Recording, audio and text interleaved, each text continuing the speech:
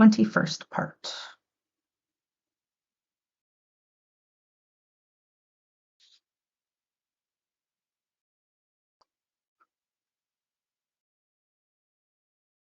Bergen stared about the empty burrow. Things were not going well. The Summer Lord's essence persisted in floating just about beyond his reach, like some will-o'-the-wisp, present but never tangible. So now, with his legions scouring above ground, he brought his own search down into the hidden halls and holdings of the Earlkin the Toos, the remnants of those races who had once ruled the Green Isles, from north to south and east to west. They fled before him. Many died, but many more escaped. Some fled above ground and died of exposure, or were slain by his prowling stormkin. Others went deeper into the hidden earthways, and though Fergan continued his search through the smoky halls of earth and stone, he knew it was futile. These ragged folk had nothing. Their power was a weak and fragile memory. He could taste the Summer Lord. Harfall was that close, but Fergan knew he wouldn't find him in these dark underground places. Still, he couldn't remain idle, and neither could his troops. The stormkin he'd brought to Ardman grew restless, and without the searches and patrols he sent them on, they would have turned on each other long ago.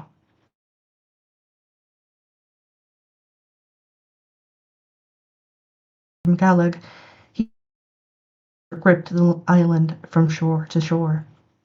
He knew the end was approaching quickly now. The weavers wove their threads in an ever-tightening spiral. It would be soon. He could feel it coming in the land, in the sky, and in his own dark heart. Let the priests of Kelmidden raise the last of their broken powers. How could they hope to be strong when the very source of their strength, the Summer Lord, was no more than a refugee himself? The priests would persevere. They would struggle on even when the Everwinter came down from Ardman and buried them in a storm of ice and snow such as the Isles had never seen. And then they would die, and the Isles would be green no more. They would be White Isles, and, heart and soul, they would belong to Lothan, the twin holding to the ice realm of Damodar. But first they must bring the Summer Lord to bay. While he lived, hope lived, and that was dangerous to all Lothan planned. How Harfall found the strength to stay just beyond their clutches Fergan couldn't begin to guess. His power was halved, and halved again with the loss of Menbos, the stone staff. He fought a losing battle. Soon Lothan would come down from Damodar himself to oversee his brother's final defeat.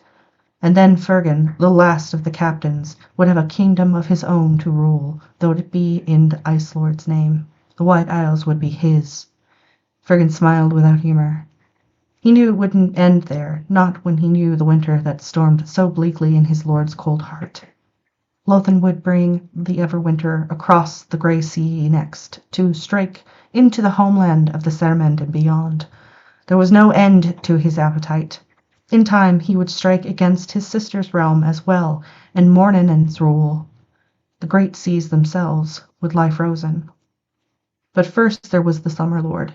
It always came back to him. Why did Harfall wait? Where would he make his final stand?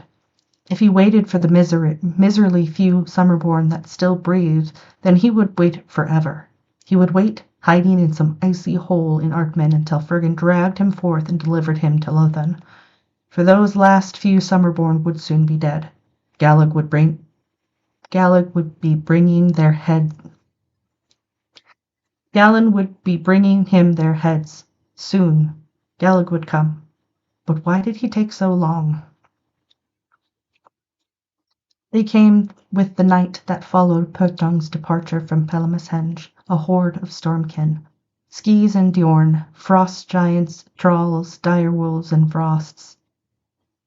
They were drawn by the stink of green magic and the Summerborn. Hoarfrost knew thick around the henge. In the rath where the priests lived, the wood creaked and groaned, the stone foundations cracked. The priests sallied forth to meet them, their taws bright and glimmering in the darkness, their power a deadly thing. But there were too many Stormkin. Gallag led them, howling and screaming, in a great wave that could not be stopped. The priests did their best. They pushed them back, here for a moment, there for another, but in the end it was a flood that could not be stemmed.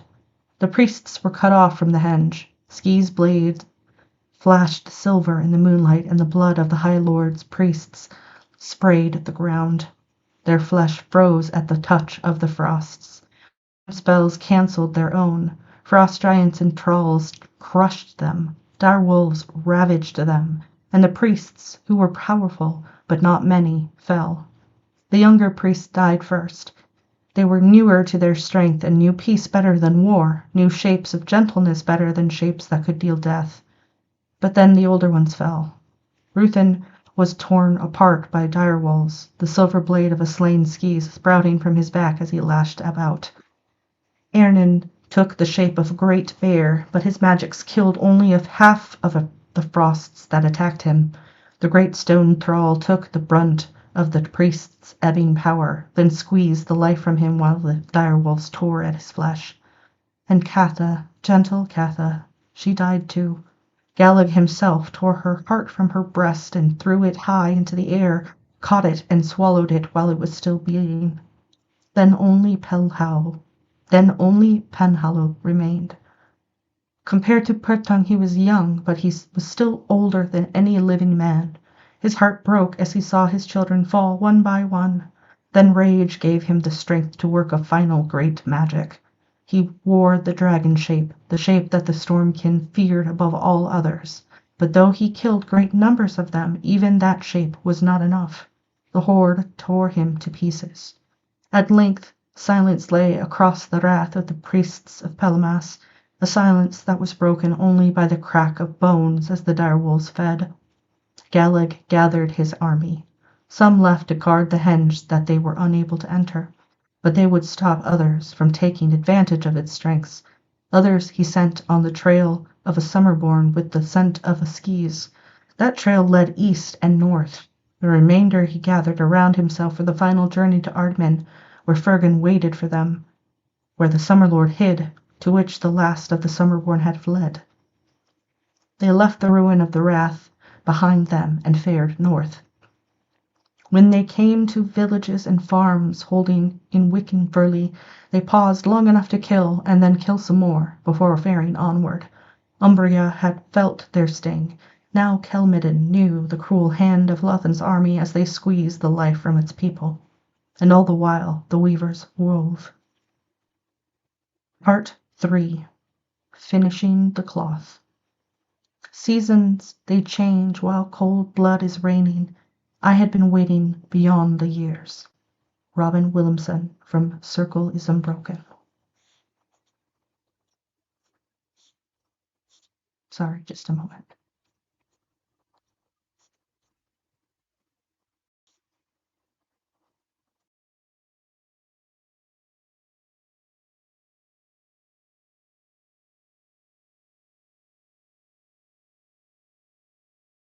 It's not right.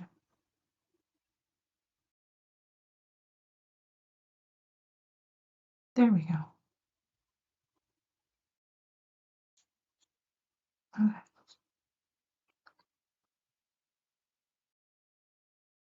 First part.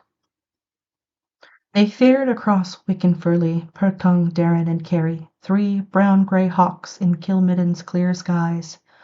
The green hills and dales unwound below them. The contours of the land changed slowly from the low, outriding foothills that rimmed the Ramshore Mountains into the flatter lowlands that bordered either bank of the Narrow. The small dots of shepherds' cots and lonely steadings swelled in the cluster of stone and wood buildings that made up Kelmidden's northernmost towns. By noon they were over the weirwood, a strange dark old forest that crouched for 20 leagues along both banks of the Narrow. Pertung called a halt there and made them rest in their own shapes for a few hours. He did not so much to conserve their strength, for the power of Pelamas still coursed through each of them, but to remain. but to remind his novice companions that they were mortal men and women, not creatures of the air. The Drud knew all too well what the prolonged use of a borrowed shape could do to those new to their magics. "But I spent longer as a dire wolf," Carrie complained. "Aye," Bertung replied. He thought of his Tarn, and how much his son had known of shapes and shaping, and now the young swan mage was changed. "So you did, Carrie," he went on, "but we'll rest here all the same."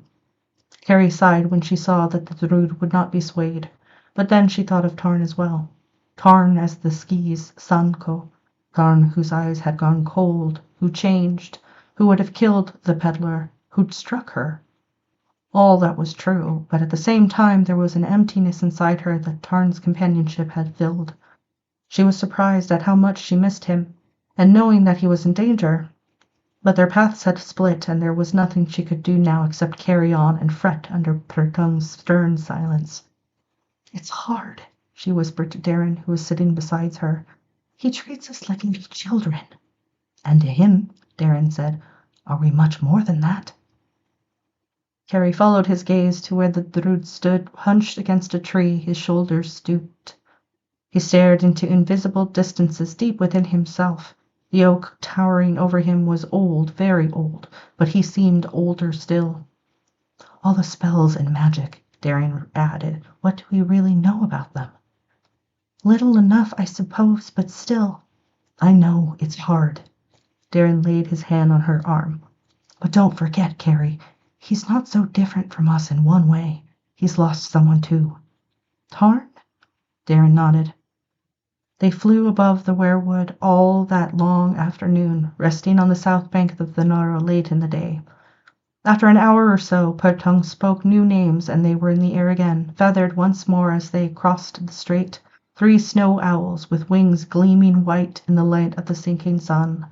They sped north, flying high as the wind, and the far shores of Ardmen grew near with the dusk.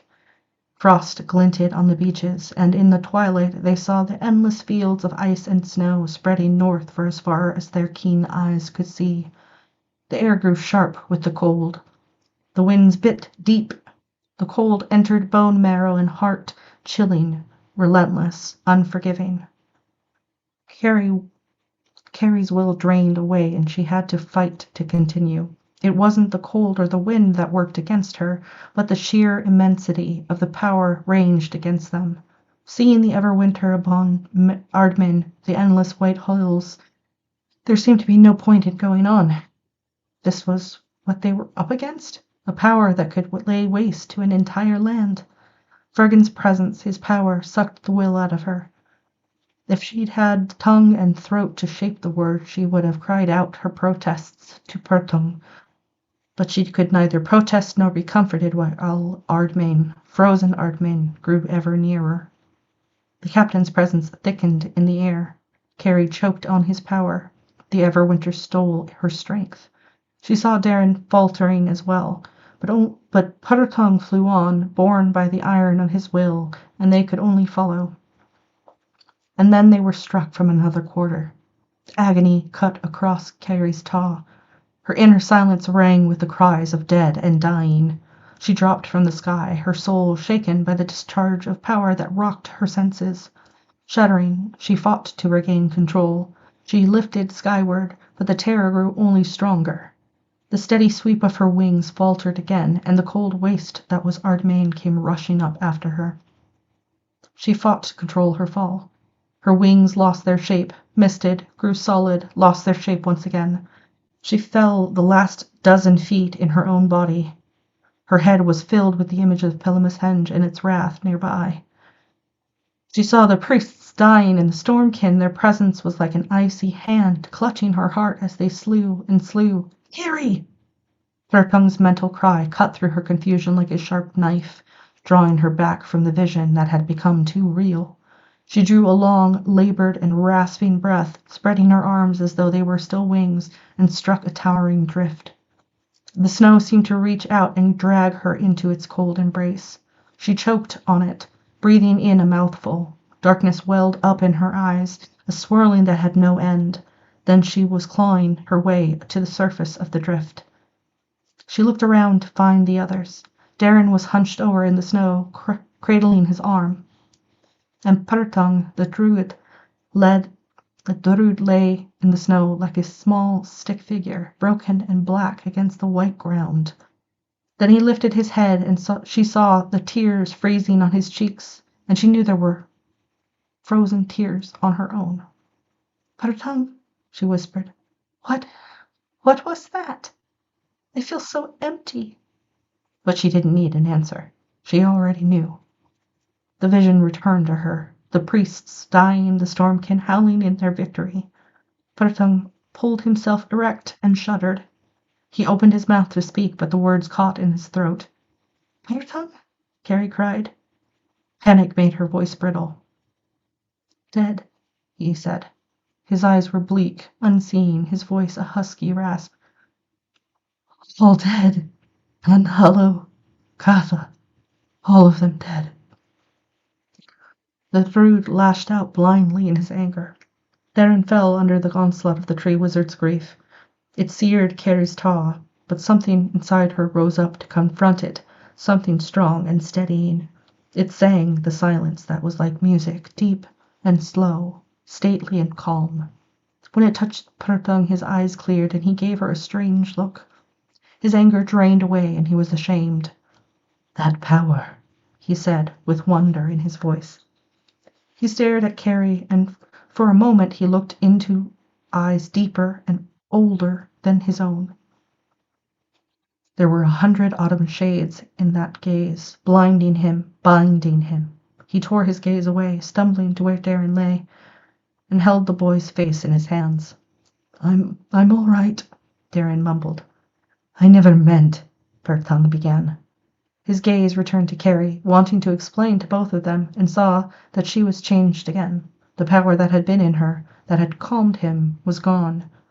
He saw only the girl, thin and shivering in the cold, watching him with frightened eyes. "There, Lord," Purtung murmured and shaped the sign of horns. He helped Darren to his feet and reached out to Carrie, drawing them both to him. His heart drummed, a quick tattoo as he relived the past few moments. He'd almost killed them both with his blind anger. He would have killed them, except for that sudden strength of Carrie's, strength and calm that was an unyielding power one moment, gone the next. Holding her against him, he could feel her trembling. Darren was shivering too. They needed new shapes, fur against the cold. Tane Bell was still a good distance away, and he paused, stiffening. Darren and Carrie drew away from him, fear tensing in their eyes. Then they saw that the druid wasn't renewing his mad attack on them. He was listening, and his old features grew older still, heavy and deep-lined with worry and sorrow. "So soon," he said. "What is it?" Darren asked. "Fergan," Purtung replied. His voice was cold and hard now. "The captain has discovered our presence and is coming for us." For a long moment the druid felt only helplessness. Sorrow washed through him. For the folk of Pelmas, his friends, Penhallow, all of them gone. For Tarn, driven away.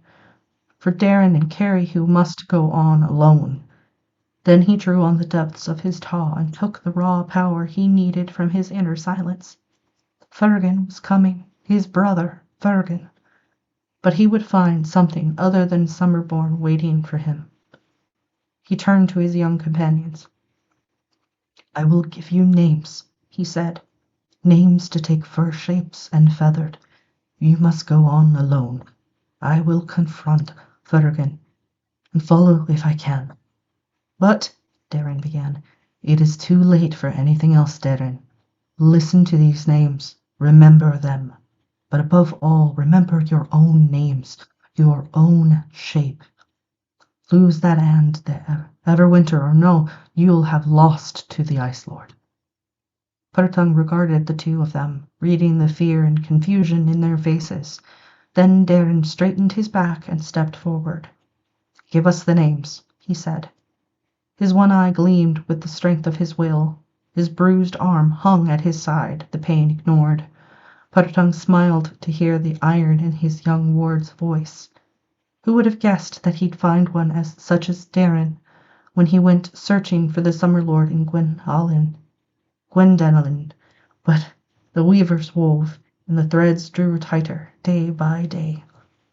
He gave them the names for the shapes they would need: of fur, white wolf and Arctic bear; of feather, hawk and snow owl; and one shape of water, a seal's, in case they would need it in this frozen realm. He laid a hand on each of their brows and sensed their pulses quickening. "The High Lord be with you," he murmured, shaping the sign of horns. "Now go. Tainbell lies north and east of here. Even in this waster, you won't mistake it." Darren and Carrie stepped back and eyed each other. When Darren nodded, Carrie raised her taw and hesitantly spoke a name.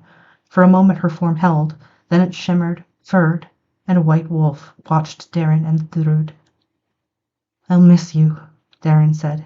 "You gave me back my life in Gullisbro, not just by healing my body, but healing the hurt inside of me. For the green silence you showed me." "You talk as though we are parting forever," Purtung said in a soft voice. Tears froze in Darren's eyes. "Folk like you," he said, his voice husky, "they come but once into the lives of folk like me. But strange though my life's become, I don't regret a day that was spent with you. Darren, we'll go now. I'll take care of Carrie as best as I can, and she'll do for me.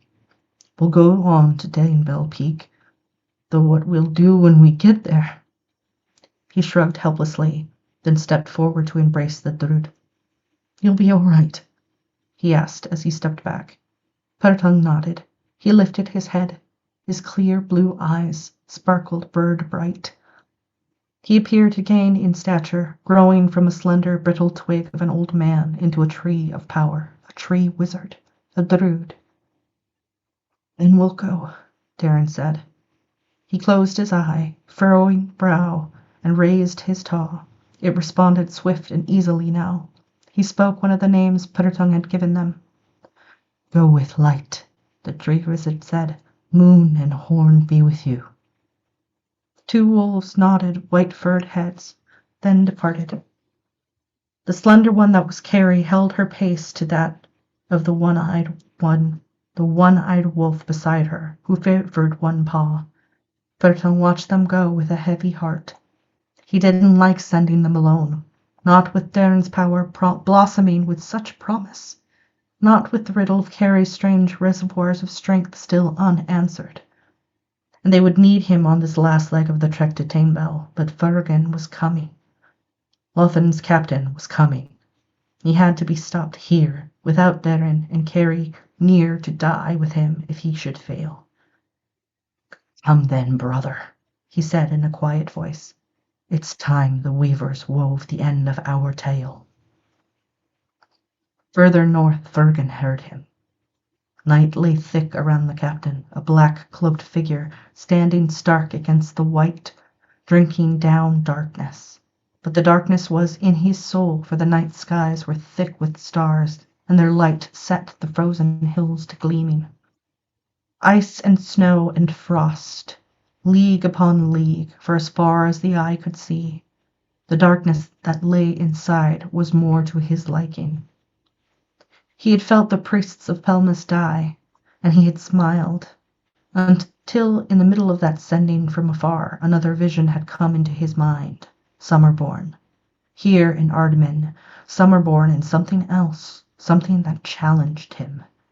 His smile widened into a grin. He raised his dark taw, savoring the rush of power that filled him. He took a shape of winged ice, and called 3 Djorn to rise and follow him. They lifted into the air, and their deep sight reached out across frozen wastes to find the one that had challenged him. He was alone now. His Summerborn companions fled, leaving him to face them by himself. A Druid. He wore an eagle's shape in the crisp night air above Ardman, and winged north to meet them. Over frozen hills and frost-withered hills he came. They beat their dark wings slow and steady in the frosty air and went to meet him. Laughter trailed along behind them. They did not intend to deny the tree wizard a death at their talons. Second part. The Turpin's wagon rattled down the coast road. The horses, strengthened by Benjamin's newly learned magics, were still strong and seemed prepared to travel forever, for all that the long day was behind them and the night had come. The miles disappeared under hoof and wheel, and now they were no more than half the distance to Lethaven, having left the high walk and the Tooming River far behind. Benjamin sat white-faced between Megan and Long Tom, his eyes firmly shut, his brow wrinkled in concentration. He was beyond weary, for all that they stopped at the long stones and cairns along the way to replenish his depleting strengths. When the shadows of the roadside trees grew long and dark, Long Tom sighed and spoke. "'Tis getting late, Benjamin. Time we were resting for the night." "A bit further," the peddler replied through clenched teeth. He opened his eyes. "Surely there's enough light." "Oh, aye. But we could drive through the whole night, too, were it the light alone that concerned us. The stars be bright and the road in good repair. It's ourselves that I'm worrying about, and you, man, Broom and Heather, you need to give it a rest." "You've done enough for one day," Megan added in a gentle voice. Benjamin nodded in agreement. He was about to speak, but then his eyes rolled wildly in his head. He clutched the railing with a vice-like grip. Whatever he'd been about to say choked in his throat. "Balin!" Long Tom cried. He began to pass the reins to Megan so that he could give the peddler a hand when the horses went mad. They reared in their harnesses, then broke into a run. The wagon tilted askew. Long Tom hauled back on the reins with one hand while he scrambled for the brake with the others. Benjamin fell forward and would have dropped under the horse's hooves if Megan hadn't grabbed him by the shirt and pulled him back. Long Tom put his weight on the brake lever and sawed back on the reins. The wagon rocked back and forth as it sped down the road. The horses fought Long Tom's control, and he knew that to save the wagon he had to act quickly. "Take the reins!" he cried to Megan. She propped the peddler up in his seat and called to the children. Ken grabbed Benjamin by the scuff of his shirt and held it tight while his mother took the reins. Long Tom whipped a knife from his belt and slashed at the horses' harnesses, leaping onto the back of the leftmost one when the leather gave way. Still bound together, they bore him far ahead of the wagon, mouths frothing, sides heaving, hooves pounding against the road below. Behind, Megan fought the brake lever now and was able to stop the wagon as it slid towards the side of the road. It dipped against a small incline on the roadside, then it was brought up to short against a strand of gnarled hawthorn brush. She lost her grip and went flying into the bushes, arms held up in front of her face to save her eyes from the sharp branches. She landed, stunned but relatively unhurt. The breath knocked from her. "Mum!" Fen dropped from the wagon and ran to her mother. "I'll leave, lass. Praise the Heather for luck. It's not left me yet." She sat up gingerly, shaking her head. Her forearms were scratched and raw. "But your dad?" she asked. "And the others?" They looked back at the wagon. Benjamin had taken a crack on the head, and Ken was propping him up at the seat again. They heard the clop of hooves and saw Long Tom coming back from down the road, leading the horses back. The animals were skittish, and the tinker's knuckles were white with the force he needed to hold them quiet. "Tom?" "They'll be fine, Meg. At least I hope they will." He tied them to the rear of the wagon and began rubbing them down with handfuls of grass, speaking soothingly all the while. "They fought me for hundreds of yards, then gave up the fight so quickly I was nearly thrown from my perch." "What happened, Dad?" Fen asked. Long Tom shrugged and looked over to where Fen was leading her mother back to the wagon. The tinker dropped his handfuls of grass and ran to them when he saw Megan. "Broom and Heather, are you hurt?" He took her in his arms, horses and wagons forgotten. "They're scratches, Tom, and no more. I think they had it for that." "Aye." Fen can put some salve on them and they'll heal quickly enough, but how's the peddler? He's coming around, Ken called over to them.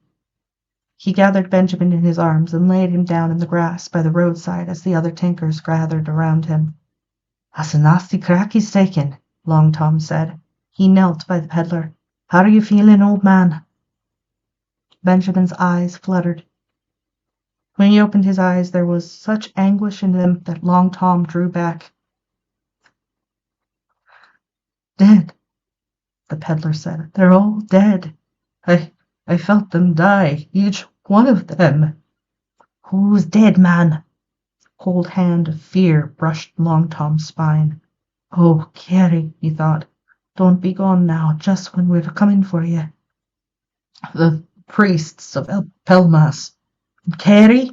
Long Tom demanded. Benjamin started at the tinker's rough tone of voice.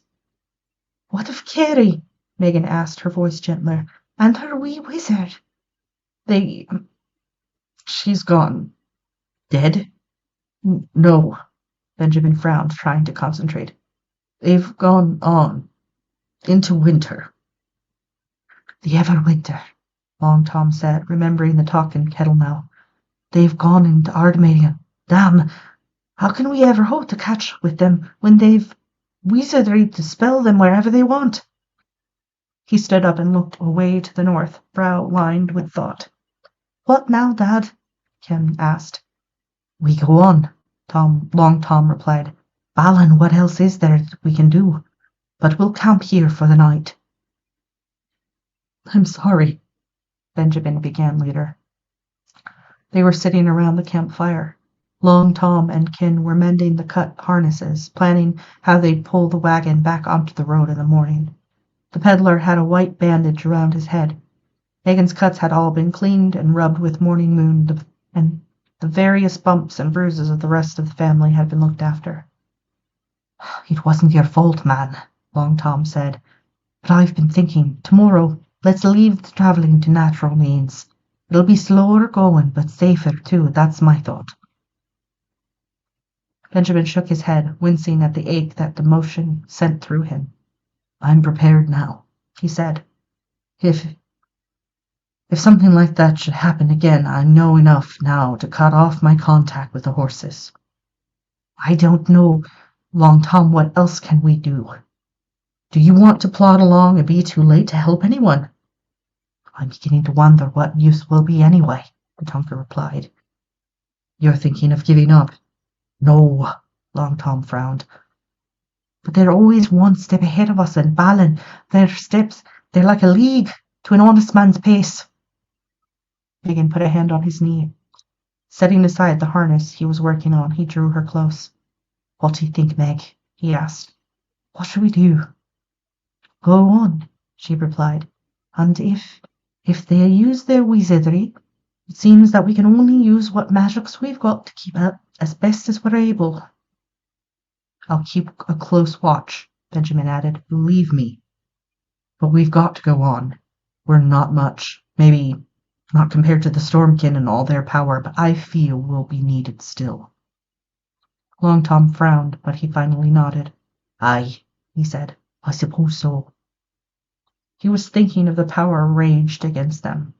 But he had the same feeling. They would be needed. They were needed. Still, seeing Megan hurt, no matter that they were only scratches, reminded him all too much of the danger into which he was leading his family.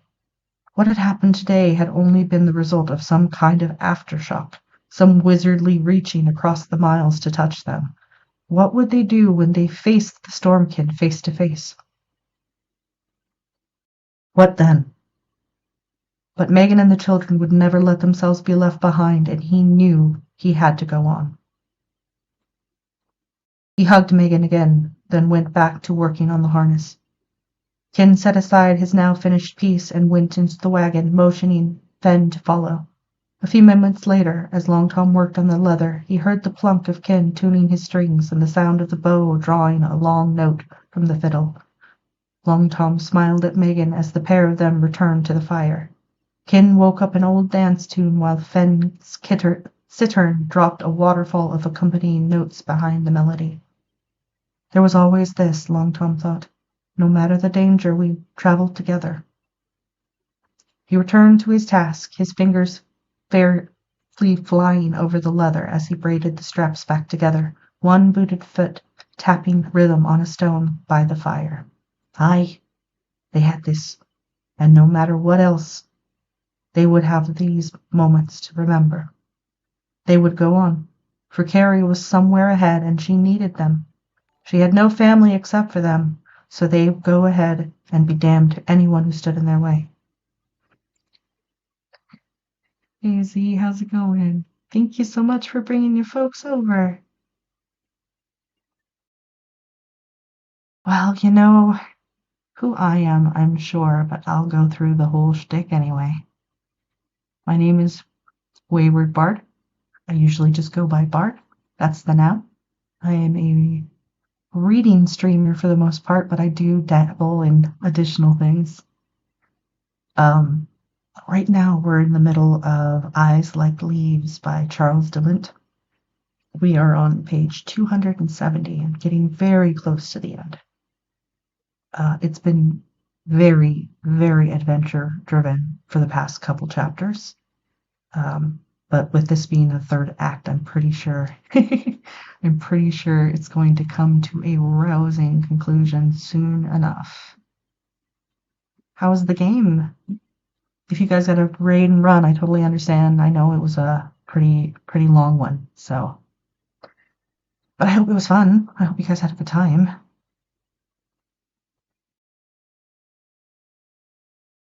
I'm just taking a peek at everybody else who I am lurking into the background. It was good. That's excellent. That's excellent. I'm glad to hear it.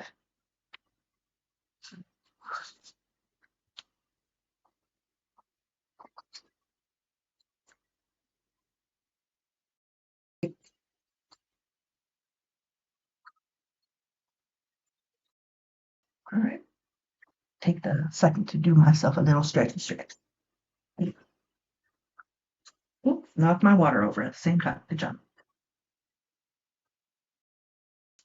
Ugh.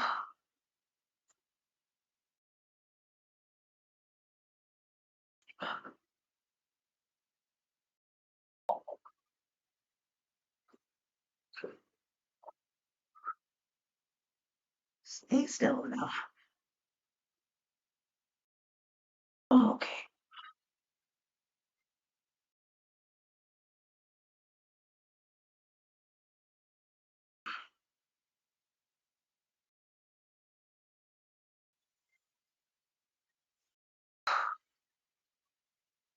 Noisy.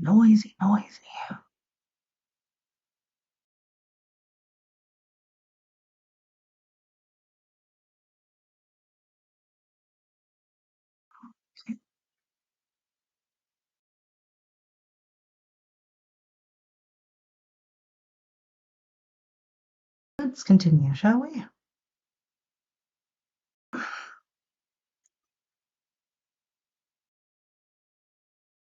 Third part.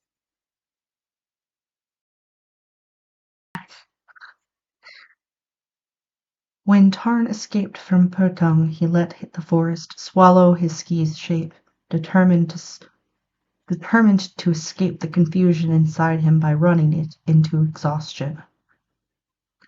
But Purtung's revelations rose time and time again, swirling through his head, leaving his thoughts to spin helplessly in an endless circle. Purtung, the Druid, the founder of free wizardry, how could he be the lost Captain Stest? How could he be Tarn's own father? He ran harder, legs pounding the ground in a very unskis-like fashion, eyes staring blindly into unseen distances until he finally tripped over a deadfall and went sprawling. Brought up short, he lay on the ground and stared up into the interweave of the forest's canopy. He should have told me before, Tarn thought. He had no right to keep the knowledge from me, not when he knew how badly I needed to know. Purtung, his father, as the Ice Lord was Purtung's father. which made Lothan his own grandfather. Tarn shivered as the full implication of that sunk in. It meant that the Ski's mind he'd sensed growing inside was not a result of the lost control over his overshaping. It was worse. The Ski's mind was a part of him, a part of his tainted blood. Balanced perhaps by his mother's blood, but the taint was still there. He tried to imagine her, Tutterson, the Summer Lord's daughter. Was she honey-haired or dark like himself? Was she tall or short? What would she have thought of him, her son, with his tainted blood? Would she still loved him? She'd loved Puttertongue for all the secrets of his own dark lineage, but Puttertongue was strong, while Tarn was flawed. He raised his jaw to find the cracks in his silence and found a webwork of shadow threads that led to a deeper darkness far inside of him. He followed those threads to their source, and the darkness closed around him, stilling the silence that was like music. All warmth fled. Cold frosted his heart. The shadow he'd named Sanko rose dark and strong. For a long moment, Tarn hovered on a brink, caught between darkness and light, deep warmth and cold power. He tried to fight the pull of the dark other mind, but the shadows fell over him in waves until he lost himself in their blackness. His autumn leaf eyes darkened, their warmth fled. He stared out at the world with cold, dark eyes, and the change was complete. The Ski Sanko stood and drew his dark taw around himself like a cloak. The sun that came through the leaves above bothered his eyes, so he took himself to the forest's deepest shadowed places, moving liquidly amongst them, a shadow himself. The weight of the sword on his back, the sword in its lacquered wooden sheath, comforted him. Dimly he remembered that he had been someone else once. But there are many shapes, said the darkness inside. No matter what shape you were born to, no matter how many shapes you have worn, in the end you are only the shape that you wear now. So he was a Ski's, Sanko, and his blade was unblooded. That brought him up short. He whispered the sword from its sheath and stared thoughtfully at the curved length of its blade. Unblooded. He imagined the sword cutting flesh, the blood runnel red with blood. That must be done, the darkness told him, and then the blade had to be named. You are now a shadow of Lothan, but you are incomplete. Your blade is unblooded, unnamed. It shames you. Sanko sat on his heels, the sword laid across his knees. He listened to that voice, his fingers wrapped around the sword's hilt. Nameless, and it must be blooded. Whose blood would it drink first? The reply came hissing up from the depths of the darkness inside of him. Summerborn, it said. It must taste the blood of a Summerborn. Sanko nodded. Amber and gold glimmers rippled through his taw, but he blackened them. He heard a faint, distant drumming, but he ignored it. His senses were wire-taut. He could feel the forest draw in around him, the trees closing, the leaves blanketing him. He held his hand out in front of his eyes, looking for a telltale tremble. There was none. Then suddenly he was on his feet, blade whirling in shining arcs as he fenced with the air. His limbs blurred as he pushed himself to the limit of his skills, then demanded more. He went into a roll, came up striking, sidestepped, his sword weaving an intricate pattern in front, behind, on either side of himself. Only when all of his attention was narrowed to concentrate solely on what he was doing did he pause. The sword flashed once more as he sheathed it. Unblooded, nameless. As the hilt clicked against the wooden end of the sheath, he bowed his head, his arms limp at his sides. He drew his taw around him again, dark and shadowed. He would go north. Through the night he sped. He wore many shapes as he moved across Wickenfurley. Dark-winged and quick, he rode the winds north, up the Ramshore mountains, across the moors and low-backed hills. He was the black unicorn, running arrow straight, the sunlight gleaming on his ebony flanks. black hooves cutting the earth. Then he was a frost, with the hoar-frost crackling under every step, a black swan winging soundlessly through the night skies. He spun and shimmered through the shapes, naming and wearing and bewildering array of fabulous beings and beasts, taking shapes for the simple sake of taking them. Fed by the dark power of his ski's taw, there was no cost, except that each shape drew him farther away from the being he once was. As morning grayed the skies, he was a skis again, gliding north on soundless feet, the weight of a nameless sword on his back. His dark taw spoke to him as he traveled, cajoling, sibilant, unceasing, and he listened. The voice told him of the honor of the skis, how they were the elite of the Stormkin, Lothin's beloved. Winter was in their souls, and for that the Ice Lord loved them the best of all. And for one who came before him with the blood of true Summerborn naming his blade, what would be denied him? He came to a menhir standing tall and alone on its hill. The sunlight gleamed on its grey height, and for a moment Sanko thought he heard a voice in the stone call out to him. But his dark taw spoke louder, and then he was no longer certain that he had heard anything.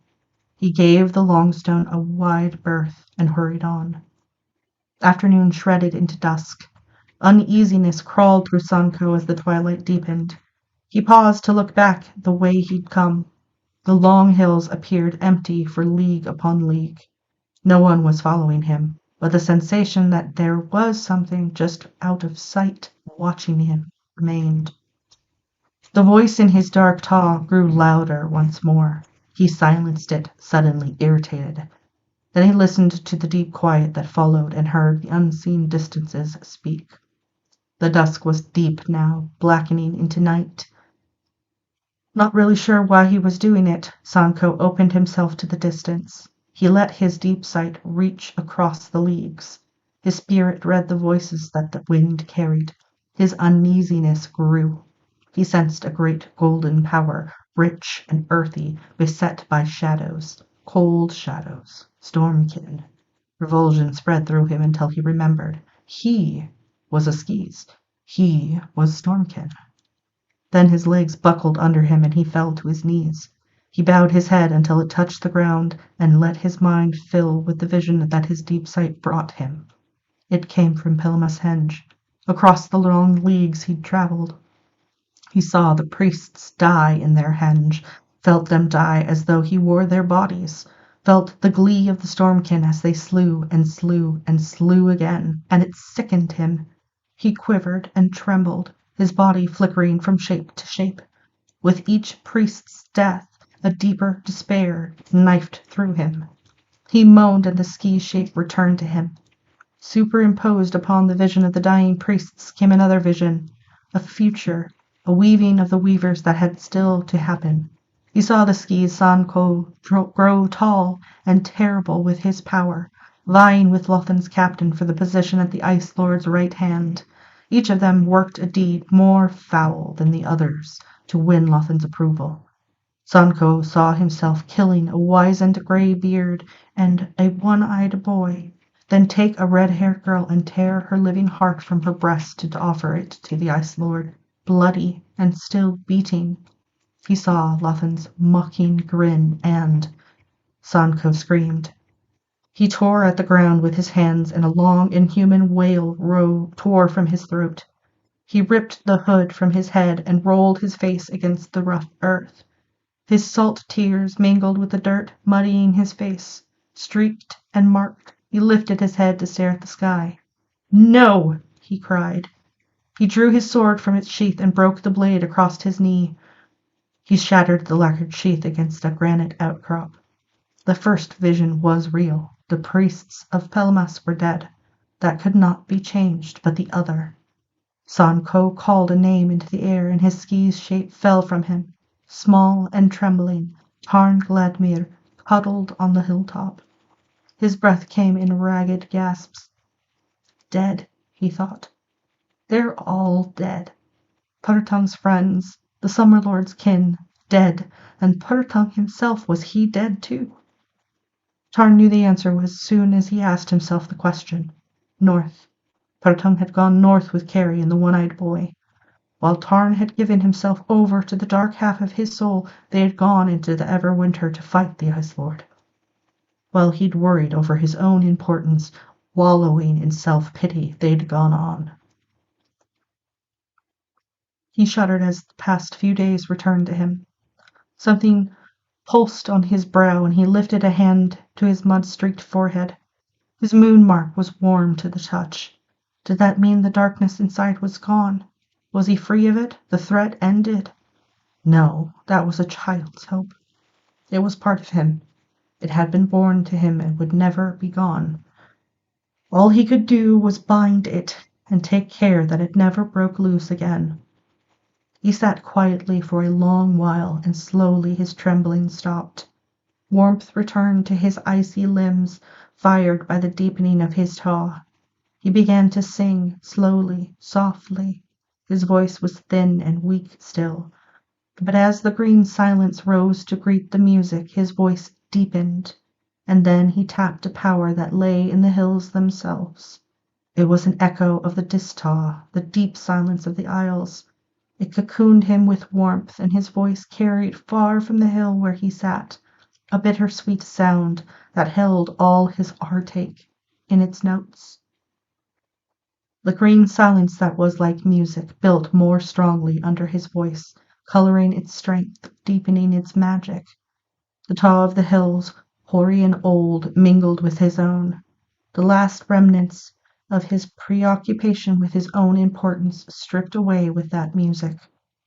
From the pit of his despair he found an echo of the old joy, the joy of his taw deepening with its green silence, of spells used for the sake of healing and growth. His eyes shone with an inner light, their shadows vanished as they flickered and gleamed. His moon mark pulsed. Then in the magic of the moment, he heard a far-off sound that came closer until it slipped into his inner music. Harping. He recognized the tune for one that was well known in Kilmidden, a road-wending tune, the kind that tinkers and traveling folk might play around their campfire. Tarn stood.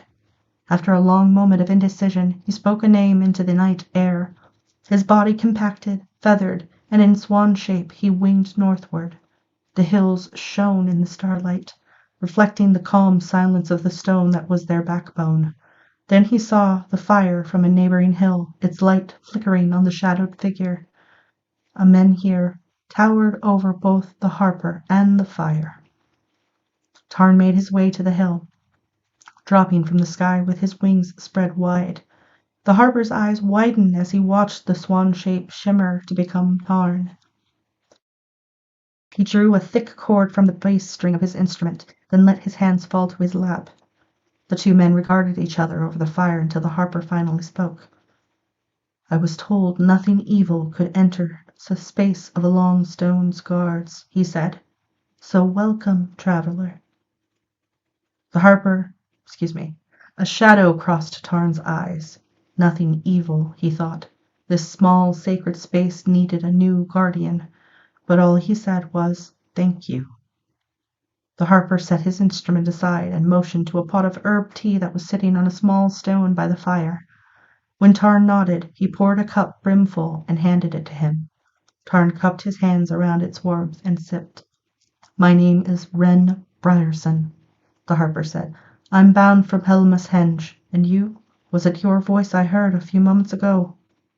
"I was singing." Tarn's voice was low. "My name is Tarn." "Purtung's apprentice?" Wren asked. "And son." Tarn might have added, but he only nodded. "We travel together from the South Wendland," Wren said. "I'm on my way to meet him in Pelmas now. Have you come from the south? Did you pass through Pelmas and see him?" "I saw him," Tarn said. The vision he'd seen earlier burned in his mind again. His head filled with the cold-hearted Stormkin at their death work, and he shuddered. "Lothan's creatures are in Pelmas," he said. There's no one left alive there now except for Stormkin." The harper shaped the sign of horns at the mention of the Ice Lord's name. Then his hand faltered, his eyes widening again. None alive? Tarn shook his head. The harper's eyes went bleak in the firelight. His face was suddenly drawn and pale. We're undone, he said. 3 went north, Tarn said. Carrie, my Puttertongue, and a one-eyed boy. Darren, Wren named him. The harper dropped his gaze to the fire, and for long moments they sat there, watching the flames, listening to the crackle of the wood as it burned. The soft wind murmured a doleful lament across the hills, suiting their mood. When Tarn shifted his position, Wren looked up again. What can they hope to do? He asked. 3 of them against the Everwinter. It's madness. Tarn sighed. A great weight settled on him. I don't know, he said, but I mean to find out. Is that wise? Wren asked. You'll only be throwing your life away with theirs. What else can I do? Sit here and wait to see what happens? No, but if the Everwinter comes, it comes. Tarn stared north as he spoke. I won't see everything overrun by Lothan and his creatures without trying to do something. He heard an echo of Carrie's voice in what he was saying, and the weight he bore grew heavier. He should have gone with her. Purtung had asked him to. She had asked him to. How could he have refused them? Wren nodded in slow agreement. You're right. We have to do whatever we can. So you'll go north and I'll continue my journey to Pelnas. Now who's talking foolish? The priests are gone. Dead, all of them. There are only Stormkin there now. What else would you have me do? I sing of magic. I can't work it. I can't take on magic shapes and go to Ardman with you, so I'll go to Pelnas. I'll give the priests a decent burial. When the Everwinter comes, it'll have to look for me there. But the Stormkin, I'll avoid them as I can. Their gazes met and held until Tarn shrugged. He had no hold over the harper, just as the harper had no hold over him, each to his own madness. For when the Everwinter came, what did it matter where either one was waiting? Tarn set his cup down by the fire and stood. Then good luck to you, Harper Wren. The fair lord's luck. And to you, Wren said. He watched his guest's form shimmer and then take the shape of a swan that was there once more, lifting its white wings into the night's air. Wren craned his neck to watch the swan disappear. When it was lost to his sight, he returned his gaze to the fire. Penhallow, he thought. All of the priests dead. Tears wet his cheek. The oldest and wisest were gone now, and they're like the world.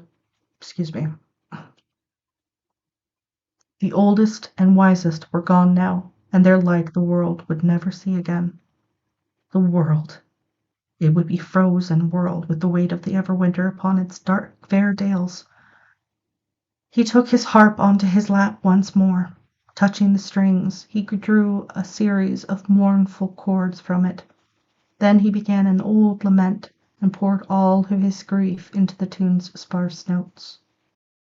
4th part. Purtung. Let me try that one more time. Purtung cursed the weavers weaving. Fergan and 3 Diorn were on his trail, and he led them as far as he could from Carrie and Darren. Below him, Ardmin grew wider with every sweep of his broad eagle wings. The Everwinter froze the pulse of the land, killing the summer with its ice, frosting all hope. And the Stormkin drew nearer.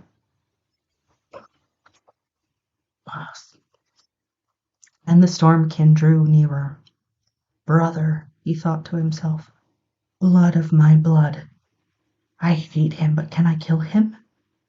Dwar has long been dead by my hand, and the wound of that deed has never left my soul. I hated him as I hate Fergan, but we were still brothers. As are Fergan and I. How can I kill another brother? A wood appeared under him, a thick forest, frozen and heavy with ice. He folded his wings, plummeting down shifting shape as he dropped. He swept into the forest as a sparrow, his tiny wings taking him through the frozen foliage. Finally he found a perch on a broad pine bough and knew he could go no further. His flight must end here. He would need all his remaining strength for the fierce scene to come.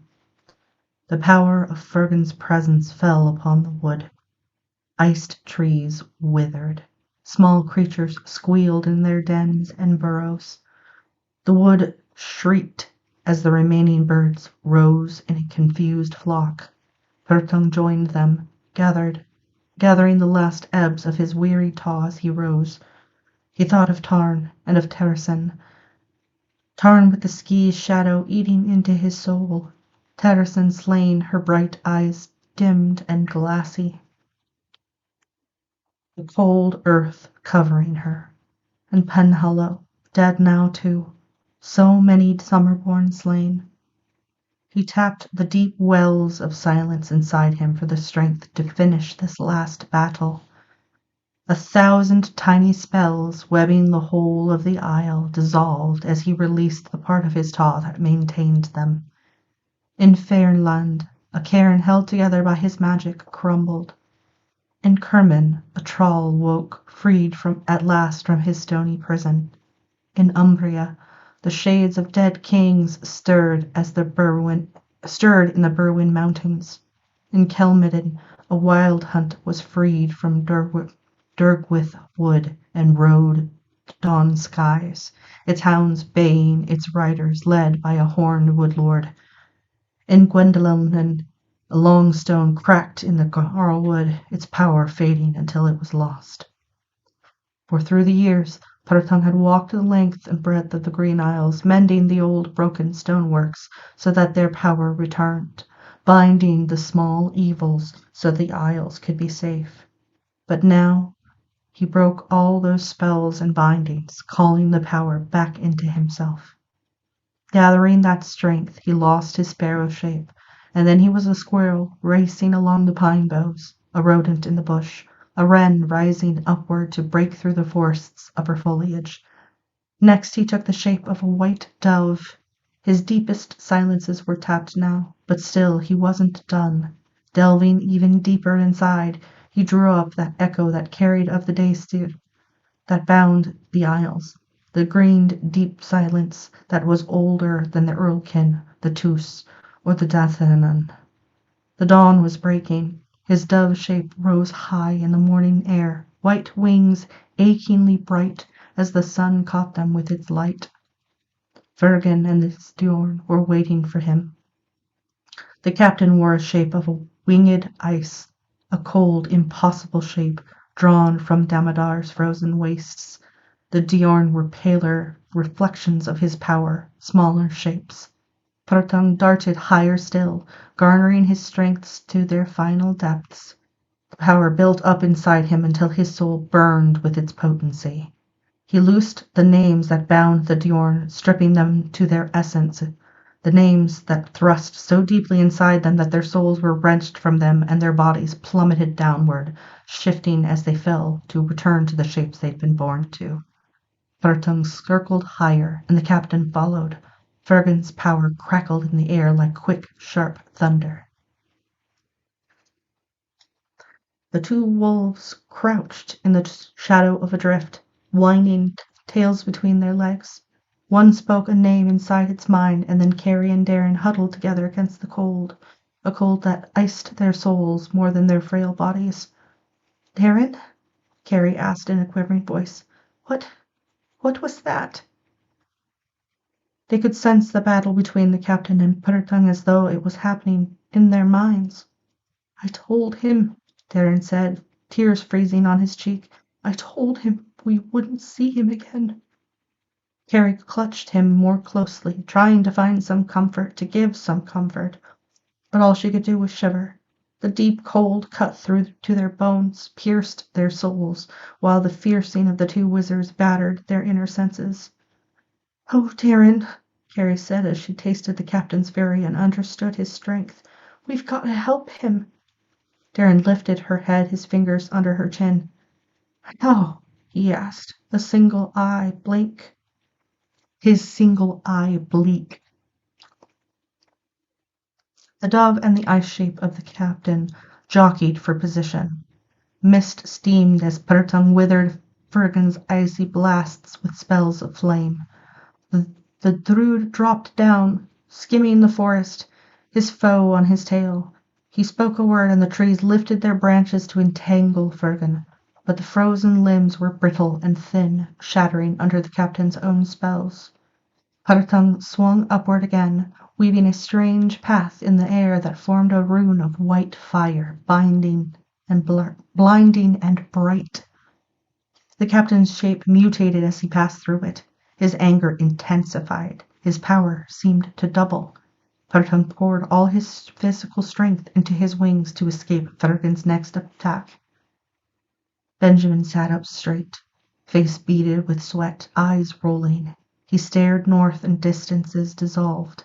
He watched the fiercing unfold. He felt the captain like a cold shadow squeezing his soul, the Druid as a warm grey mist that tried to ease the darkness. Benjamin's hands opened and closed by his sides. His face went white. "Benjamin?" Long Tom asked. He left Kin to finish the repair on the harness and strode over to the peddler. "Man, what's wrong with you?" Benjamin made no reply. He stared into the unseen distance and bowed his head. He could watch no more of it. Buttertongue wasn't quick enough. The captain closed the distance between them, shaping claws of ice to grasp the dove in a grip of searing frost. They dropped from the sky. Their minds met, locked, and merged. The struggle was joining inside them as they continued to fall. Above the ice fields of Ardmain, shock pulled Tarn's swan shape from him and sent him spiraling down from the sky. He felt the fiercing of the two captains as though it took place inside him. When he bit the snow, he went tumbling. It was a long moment before he could sit up, but then all he could do was kneel in the snow. "Pertung!" he cried. Blind fear for the Druid went through him, sharp as a knife. He should. He stretched out his arms, drew on the silences inside him, and named a shape that would take him to his father's side. But as he spoke the name, the snows whipped furiously around him and the ground buckled. Across Ardman, the Everwinter grew stronger with every spell Fergan loosed. "Father!" Tarn cried, but his voice couldn't cut through the winds. They took the word from him, dispersing it in wide sweeps of ice and snow. Tarn bowed his head and wept. Ice pierced Pertung's soul. As Fergan's rage grew, so did his power, while the Druid's strengths were used but not replenished. Once, had he not turned his back on his dark power, he could have met Fergan's strength for strength, but that part of him was no longer his to command. He'd locked it away too deeply. Fergan's cold rage froze the names he tried to shape.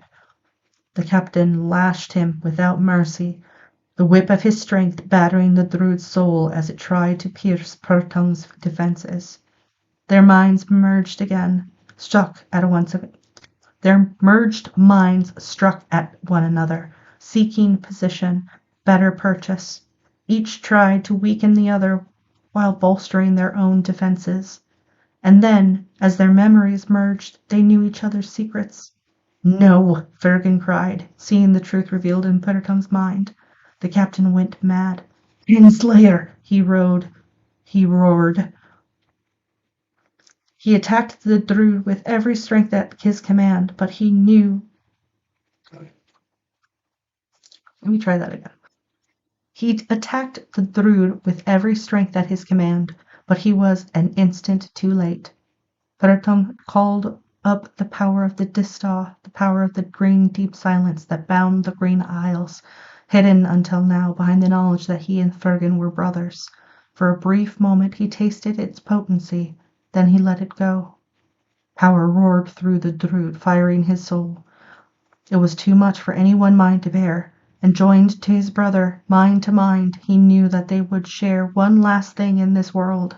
That knowledge brought him peace as they died between one breath and the next. Tarn stood in the snow-swept dawn. his face glistening with frozen tears. He lifted his gaze to stare into the graying skies, despair rooted in his strange eyes. Their many colors were muted, their brightness dimmed through his sorrow. He closed them, and his father's features swam before him. But Purtung was gone. Tarn's shoulders slumped. What now? Purtung had known what to do. What was left? He thought of Carrie and the one-eyed boy, Darin. They were here, somewhere in the Everwinter that covered Ardman. "I'll find them," he said aloud. "I'll find them for you, Father. I'll take them to Ten Bell Peak as you would have. And if I die doing it, at least I'll be going to meet you again." He spoke a name, and his shape dissolved. Winged, he headed north, deep sight, seeking some trace of the two he'd promised to help. In death they regained their true shapes. The forest embraced their bodies as it had those of the Diorn that Purtung had slain. They landed in a tangle of limbs. But while one captain's face had become a mask of unfulfilled hatred, the other's was composed in the lines of a man who had found peace with himself. "No!" Darin murmured the word as Purtung died. He looked into Carrie's tear-streaked face and thought his heart would break. Turning away, he stared off into the frozen wastes. "He won't have died in vain," he said, his voice grim. "Come, Carrie. We've a journey to complete." Carrie could only look at him. The mixture of sorrow and dread that lay across his features mirrored her own. But as she watched, determination settled over him. "We're going on?" she said. She saw Darin's mouth open to respond, but then her vision blurred. "Go on," said the voice inside her. "You must go on. It was for you the Druid died, for the last hope of the Green Isles that lies inside you. Would you have the silence that is like music be gone forever? Would you have the Everwinter be all?" "Carrie?" Darin asked. The mist that blurred her sight was gone. She met his eyes and remembered her last sight of the Druid, how she'd thought of him as embodying all that was fair and good about the Isles. He'd had strength, too. He'd been strength, while she... "Carrie!" "I'm not strong enough," she said, her voice so soft he almost missed what she said. "Don't you see? I'm not strong enough." Darin held her, his arms gentle around her.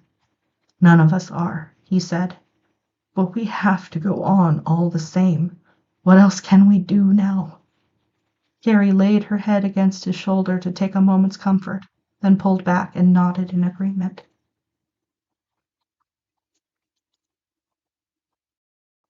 Fifth part.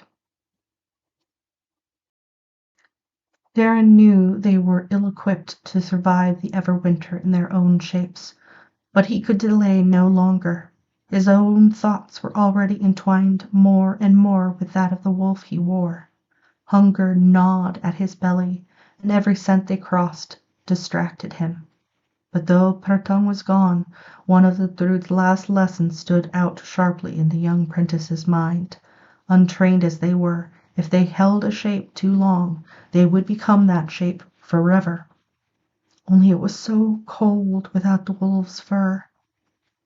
Darin shivered in anticipation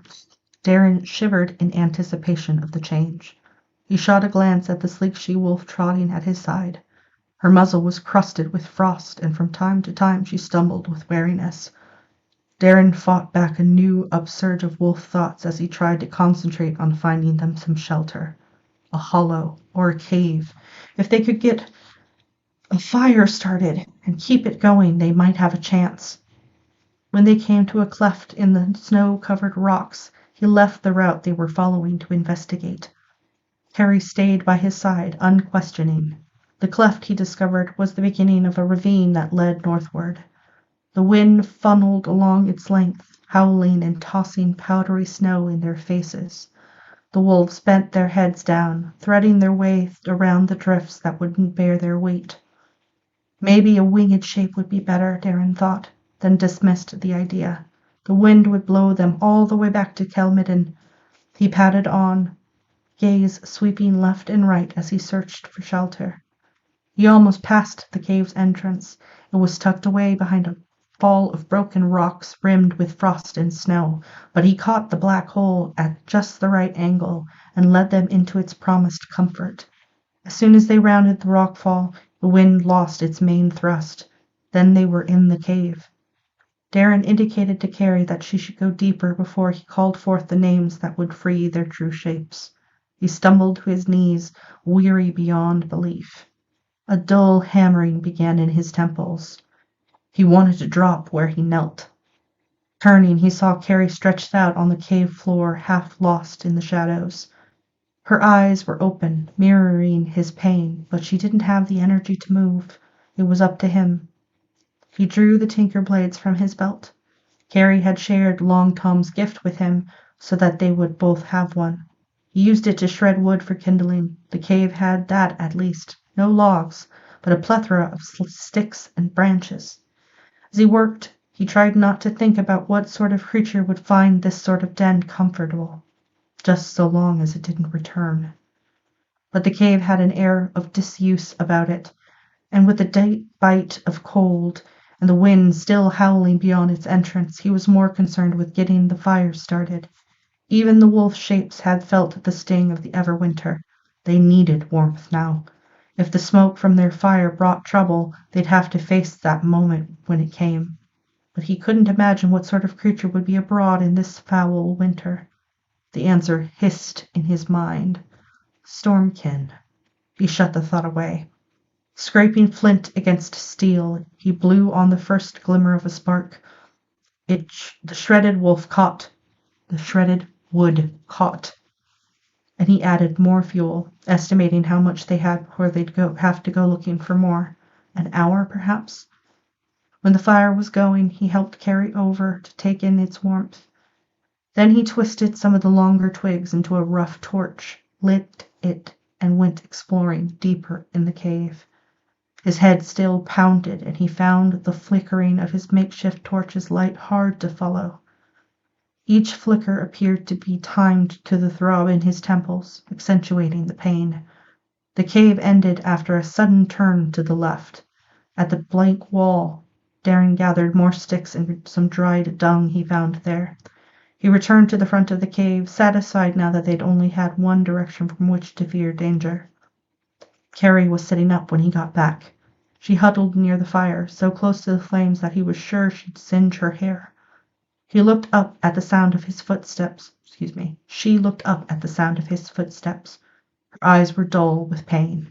He dropped his burden within easy reach and sat across from her. I guess we should try bear shapes next, he said. I don't know how fast they can go, but I've seen their pelts at the market and the gullies bro will be warmer, at least. Carrie looked back into the fire. What's the use? She asked. Darren sat silent, not wanting to go through all the whys and wherefores again. His head ached too much to argue. Darren, Carrie went on. She looked up once more. Think about it. I want to do something, but with this unnatural weather, I don't know. It's the Everwinter. Yes, her voice was bitter. And we're supposed to confront the creatures that control it. And Tarn was right. In what? Carrie sighed. He told me that I wasn't fit for this struggle, that my part should belong to someone trained to meet its challenge. I'm not trained. Death, all I am is cold and hungry. What will we do? March on until we collapse in the snow? Die in some other shape than the ones that we were born with? But Purtong was trained, and Darren broke off when he realized how stupid the argument was. Yes, Purtong had been trained, and look where that training had gotten him. The boy's chest grew tight with emotion whenever he thought of the Durud. With him gone, Carrie was right. What was the point? But as Darren's hopes fell with hers, Carrie remembered the voice she'd heard when she was certain that she couldn't continue. Pudtung was dead, it had said. But if his dying was not to be in vain, they had to go on and do what they could, or else the whole of the Isles would meet the same fate as the Druid. The Summer Lord had come to her. He thought they could do something. Shouldn't she trust him? "Darren," she said with a trembling voice. She reached her hand out to him. Darren added more wood to the fire, then moved over to sit beside her. They held each other close, words lost. Only the wind outside and the crackle of the fire broke the silence. The throb in their temples dulled after a while, leaving an ache that worsened only when they moved. Carrie laid her head against Darren's shoulder as he combed her hair with his fingers, wondering how they could sit there so peacefully when the whole world was falling apart around them. Alone, he realized, each of them might have fallen prey to fears so strong that they would have simply laid down, waited for the Stormkin to find them. Together, they bolstered each other's courage, seesawing between comforter and the one in need of comfort. "He's somewhere close," Carrie said suddenly. "Who is?" "Heartfall, the Summer Lord. He's in Ardman, hidden from the Stormkin, waiting for us to do something. To save him, I suppose. I don't know how we're supposed to do that. I guess he's waiting for us to climb Tainbell Peak, and whatever will happen there. But he's near. Close somewhere. I can feel him, can't you?" Darren shook his head. "Just the cold." "Under the cold," Carrie insisted. "He's near. If we can get to Tainbell Peak, you'll see." Darren shrugged. He thought of Wren's vision, and Puddertongue's interpretation of it. He and Carrie were needed, and a third person. There had been 3 symbols on the stone. One for him, one for Carrie, and one for this Tarn, he supposed. But Tarn wasn't with them, and Puddertongue was gone. Would the 2 of them be enough? "We'll have to be," Carrie said. Darren moved away from her, startled. "You had to be thinking of Tarn," she said. "Of what the 2 of us can do without him or Puddertongue to help us. I felt you stiffen, and I shared your thought, I guess." Back and forth it went, Darren thought. One moment they were going and giving their all, in the next, one or the other was asking what the use of it was, and neither of them had an answer to that. He sighed, pulled Carrie close again, but she moved away. For a moment he was hurt, then he saw the look on her face. His fingers closed around the hilt of his tinker blade as he scrambled to his feet. "What is it?" he asked. Carrie shook her head, wincing at the pain the moment brought. Someone's coming. I can feel someone close to us." Darren moved to the entrance of the cave and peered out. The cave's mouth was sheltered from the wind, but beyond the rockfall it sent ice and snow whirling in white sheets across the ravine. He stood there, undecided. The hilt of the knife felt good in his hand, but remembering the vision of Pelamas, he knew it'd do little against Stormkin. What should they do? Make a break for it? Take shape? What shape would be best?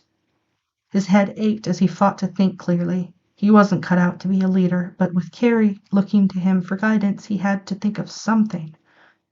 She had her own knife in hand, but was holding it awkwardly. He knew she didn't know what to do with it. Darren made up his mind. "We've got to," he began, then froze. They both heard the groan of stone moving against stone. Carrie moved closer to him as he peered out the entrance. Then Darren realized that the sound had come from behind them. He turned quickly, head spinning with the sudden movement.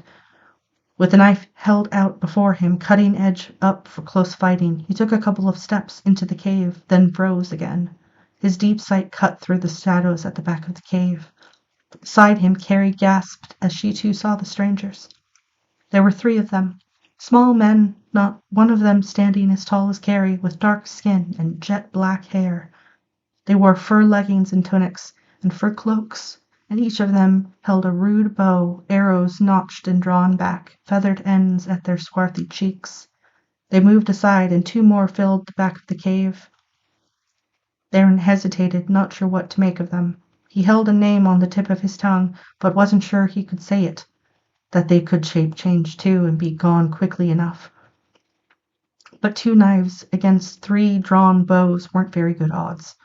He tensed, ready to push Carrie aside and at least give her a chance to break free while he attacked. Then one of the 2 latecomers stepped forward. He wore a torque of beaten copper around his neck and held his hands open before him in a peaceful gesture. "Knew you'd come," he said. "Murder told it. Red bones, green-blooded watermelons," she said. He looked at Darren and Carrie over, brown eyes shining. His voice was heavily accented, but if they concentrated, they could understand him. He pushed aside the bow of the man nearest to him. "Bid ye welcome, Summerborn," he said. Darren wasn't sure what was happening. The threat appeared to be gone, for all 3 bowmen had lowered their weapons and they wore grins that stretched from ear to ear. The speaker's phrasing fell oddly on Darren's ears, but "Tuss," Harry murmured. "They're tuss, Darren." "Aye," the man with the copper torque said. "We be tuss. People. An ye be Summerborn, other be Muncher. Murder sent us long down yonder hill. Be comin'," she said. "Fetch him quick and bring to the deep holding. Ye be safe now." "They want us to go with them," Carrie said. Darren nodded. He'd caught that much as well, but he'd felt uneasy. "Come with us, aye," the Tuss said. "Or take you to safe holding. The peat burns hot, aye, and dark cold's distant thing."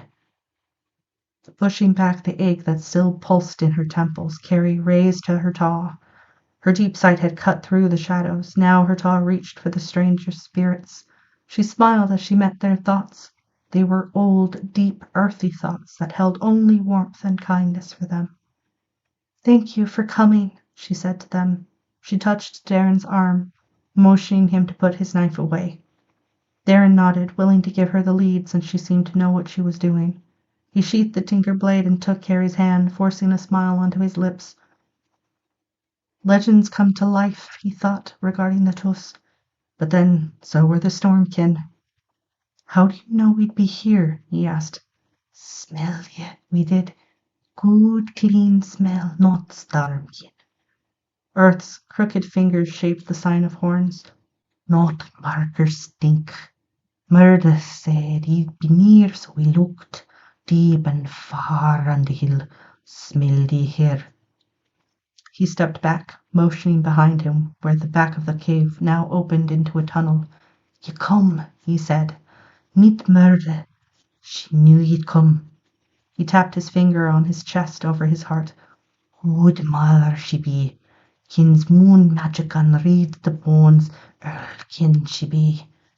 "Earlkin," Carrie breathed. Something warm stirred inside of her. Here was the worth of magic, she thought. If there were horrible things like the Stormkin, then there had to be Earlkin and Tuss too. Of all the stories she'd heard when she was growing up, she loved the ones about the Koari folks of the most. "Aye, Earlkin," Earth said, grinning. "We leave deep down now. Earlkin and the people hide from the winter. He'll come, see?" Carrie and Darren looked at each other. Her sense of rightness spread to him, and the warmth that filled him made him smile more natural. "Come?" Darren said. "Oh, yes. We'll come." Hand in hand, they followed Earth into the tunnel. The other Tuss took up the rear. They heard the rock rumble shut, and then the Everwinter didn't seem to exist anymore. They moved now through the veins of the earth deep underground. 6th part. Earth led them along the hidden roads. Thank you, dear.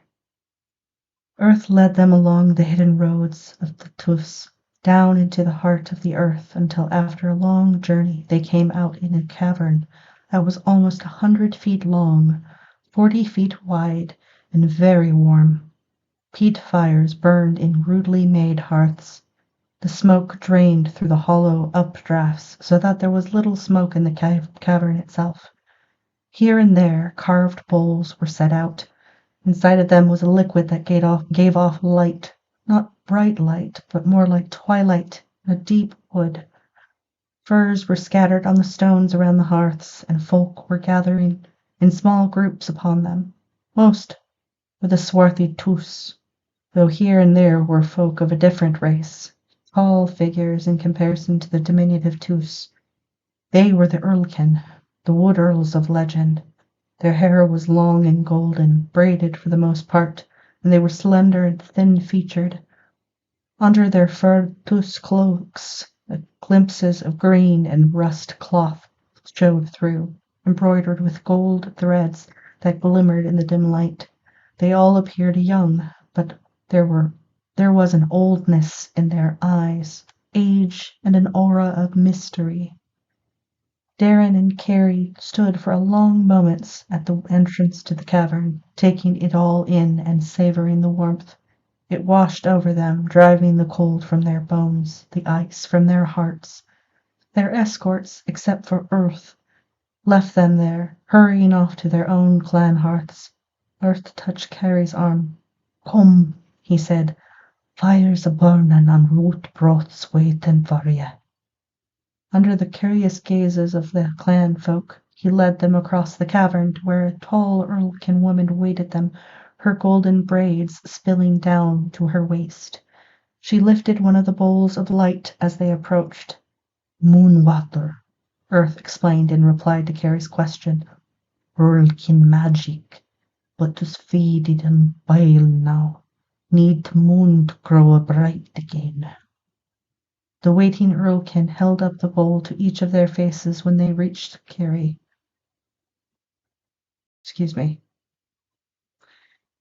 The waiting Earlkin held up the bowl to each of their faces when they reached her. Carrie searched their features in the pale light, then smiled and returned the bowl to its place by the hearth. "I bid you welcome, Summerborn," she said, "for Summerborn you surely are." Carrie and Darren stood awkwardly in front of her, not really sure what is expected of them. They were each waiting for the other to say something first. "Be cold and hungry," Earth said to the woman. He turned to his guests. "Sit, or through being ye broth."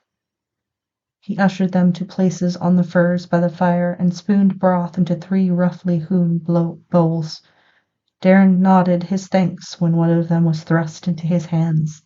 He looked into it, a little uneasy about the unfamiliar vegetables that floated there, then raised his eye to regard the Earlkin. "Your Midherda?" he asked. "I am indeed. And what shall I call you?" "Darren Merworth. And this is Carrie, Kerwin." "Lor where," Carrie finished for him. Murda smiled. "The sea and moon come under hill," she said. At their blank looks she added, "Your names. In the old tongue, Mir means sea, and Lor means moon." "Moon?" Carrie repeated. She was thinking of the moon mark on Tarn's brow. "Yes," Murda said. "You both have Earlkin names. Mirworth and Lorwir. Old names, but your blood, that is older still. It's Summerlord blood. I almost gave up hope of your coming.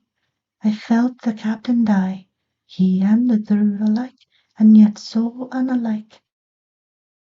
Then I sensed your journey through the Everwinter, so I sent Earth to find you and bring you here." "What do you mean, alike but unlike?" Darren asked. "How could Pertung be like the captain?" "Did you not sense it in that last moment, their kinship?" Darren shot a quick glance to Carrie, but she shook her head. "Tell us," Darren demanded. "What did you sense?" Murda sighed. "I thought it strange," she said, "but it answered many riddles, for—" She broke off, seeing Earth's frown. "Let them eat," he said. "Let them grow warm. Time enough for tellin' later." He sat cross-legged beside Darren and began to eat, spooning up his broth with obvious relish. Baron and Carrie exchanged glances. They were both burning with questions. "It is right," Mirda said. "We have waited a long time for you to come. To wait a little longer to talk is no great thing. Eat and rest, then we will exchange tales. You've no need to fear the winter's bite. We are deeper underhill than even the ever-winter may pierce." Darren shrugged. The little while he'd spent with Purtung had taught him to wait for answers. Oh, Purtung. Thinking of the Druid, a grim bleakness tightened his features. He glanced at Carrie again. She was spooning up her broth, questions forgotten. Watching her eat, his own belly rumbled with hunger. So they ate, and the thin soup with its unfamiliar vegetables tasted far better than it looked. Afterward, though they wanted to talk, the combination of warmth and full stomachs soon had them both drifting off on the furs, oblivious to everything around them. "Be so young," Earth said, regarding the sleepy features of their guests. "I hope not too young," Mirda said, "but their taws, especially the girls, are strong. And they are all we have."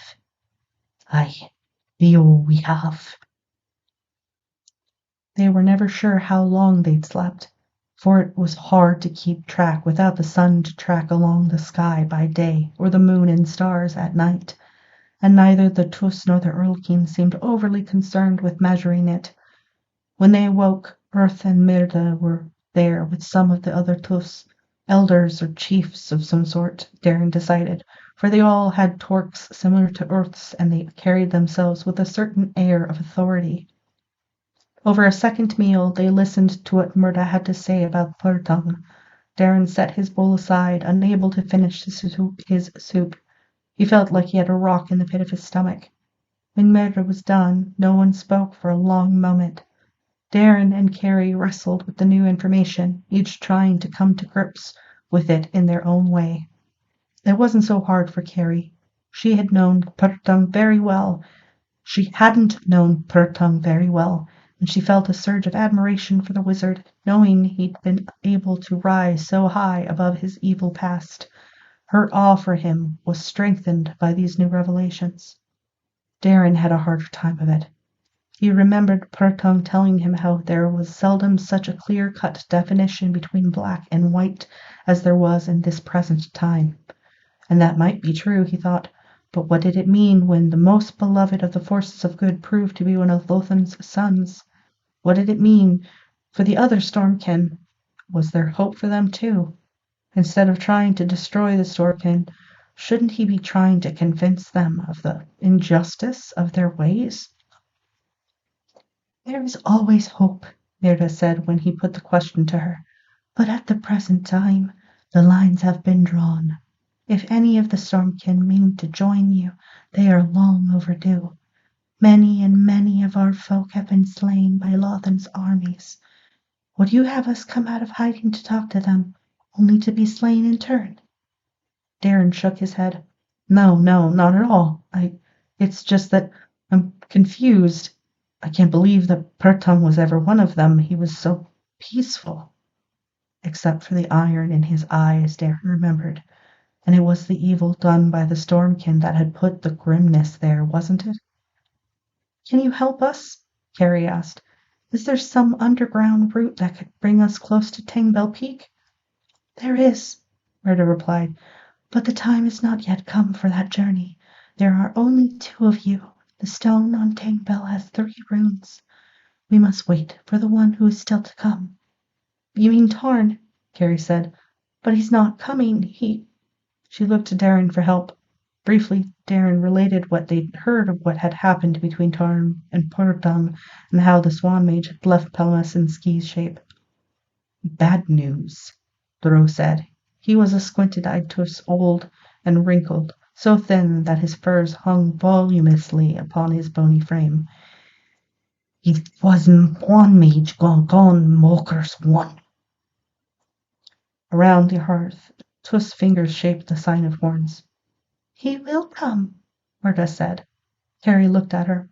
How can you be so sure?" The bones, Earth said. She'll eat the bones.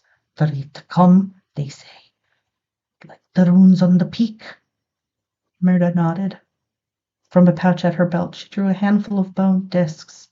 They gleamed yellow and pale in the dim light as the Earlkin tossed them up and down in her palms.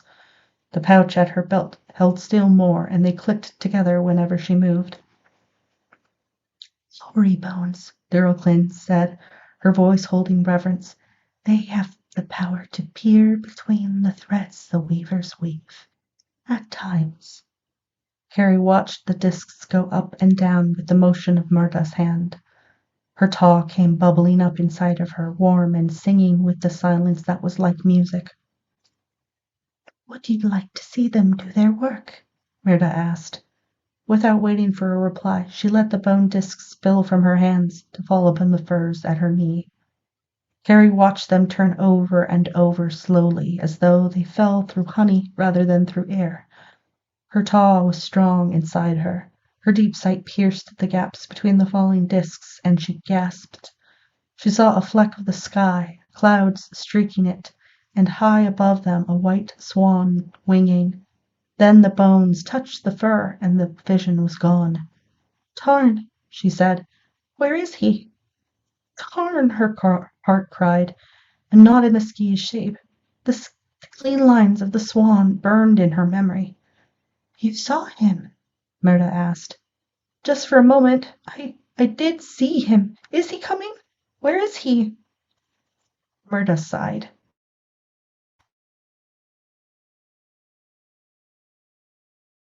That is all I can see.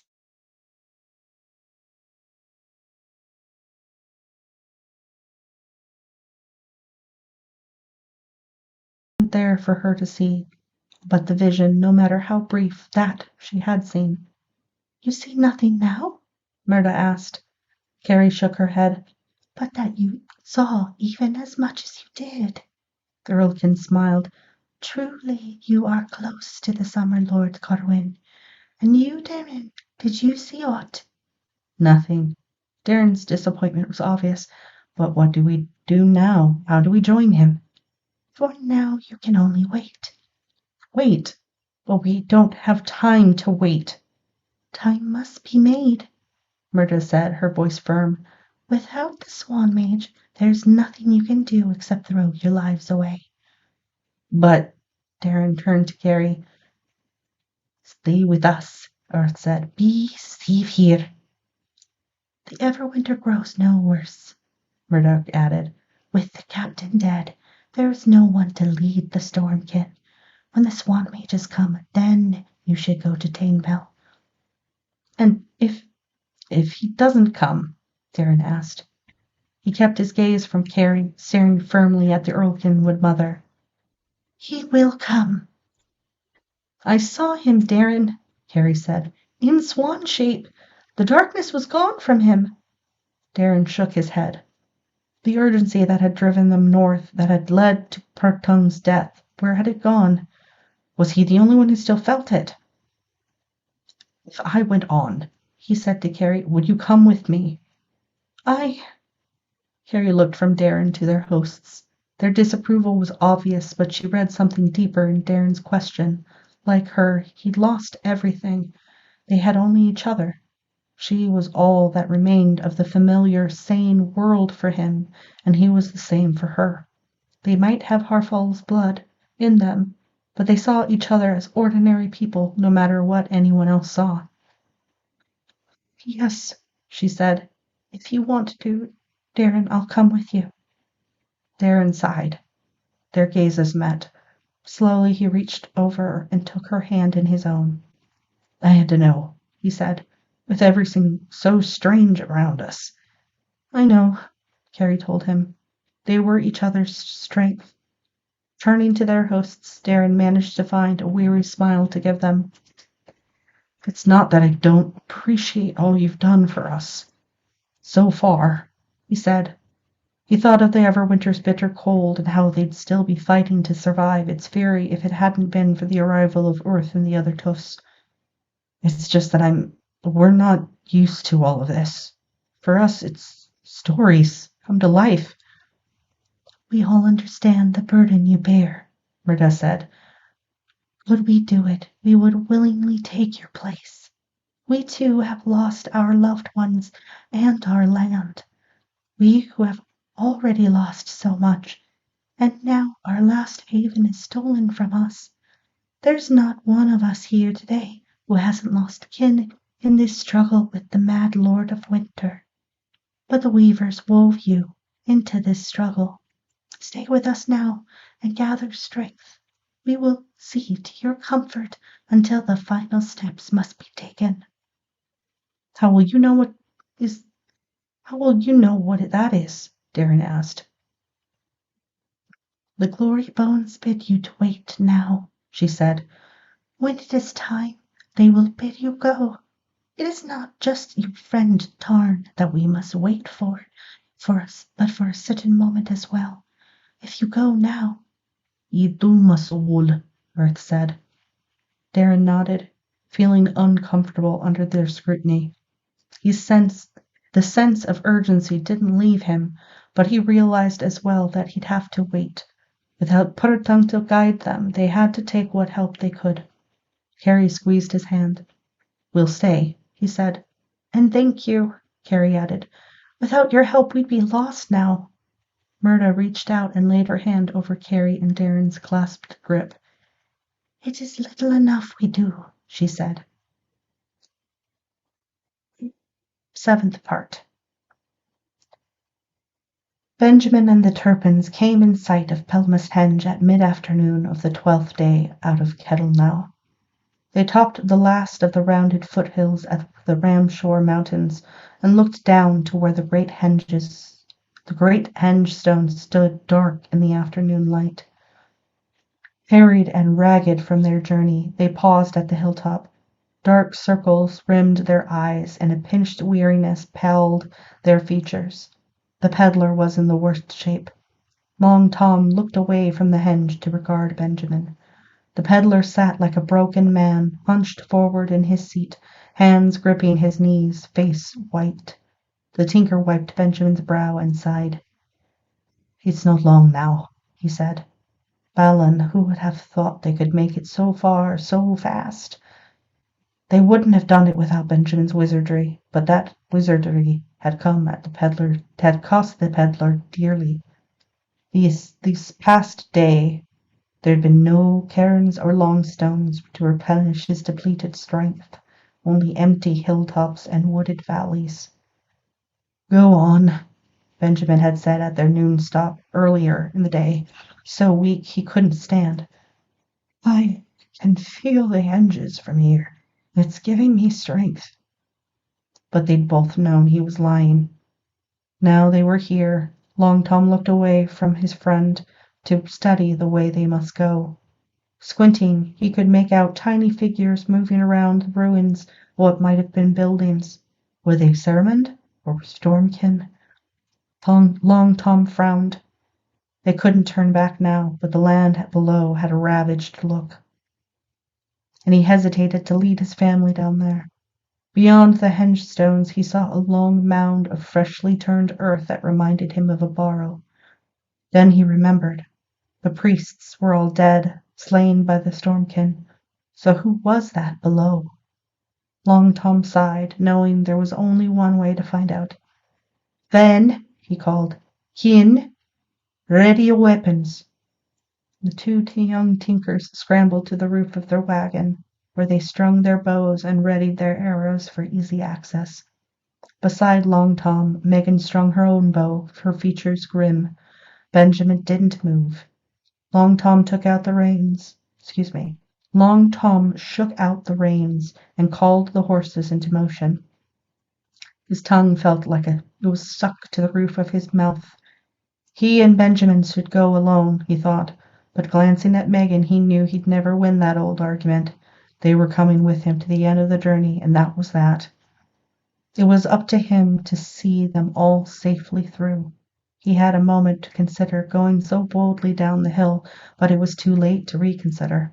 Their arrival had been noticed. But all the Tinkers' warlike preparations were unnecessary.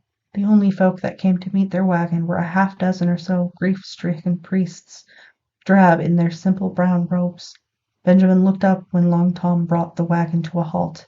Then he called out, his voice no more than a croak. "Come in!"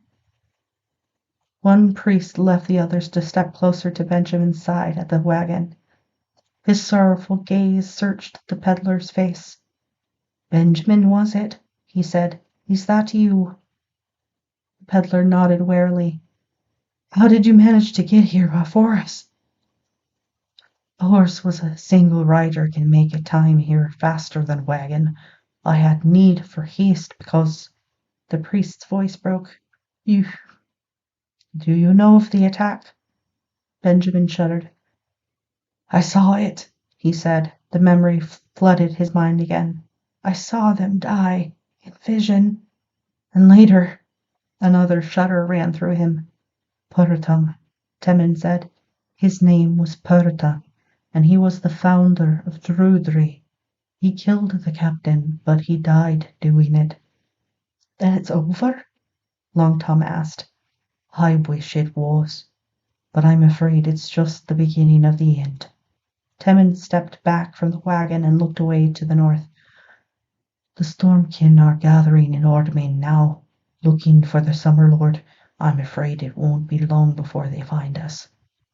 Ardman, Long Tom thought, where Carrie was. "How far?" he began to ask, then shook his head. First they had to see to Benjamin and regain their strengths.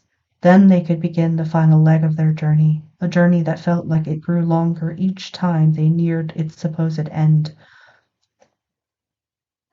"Our friend needs us," he said to the priest.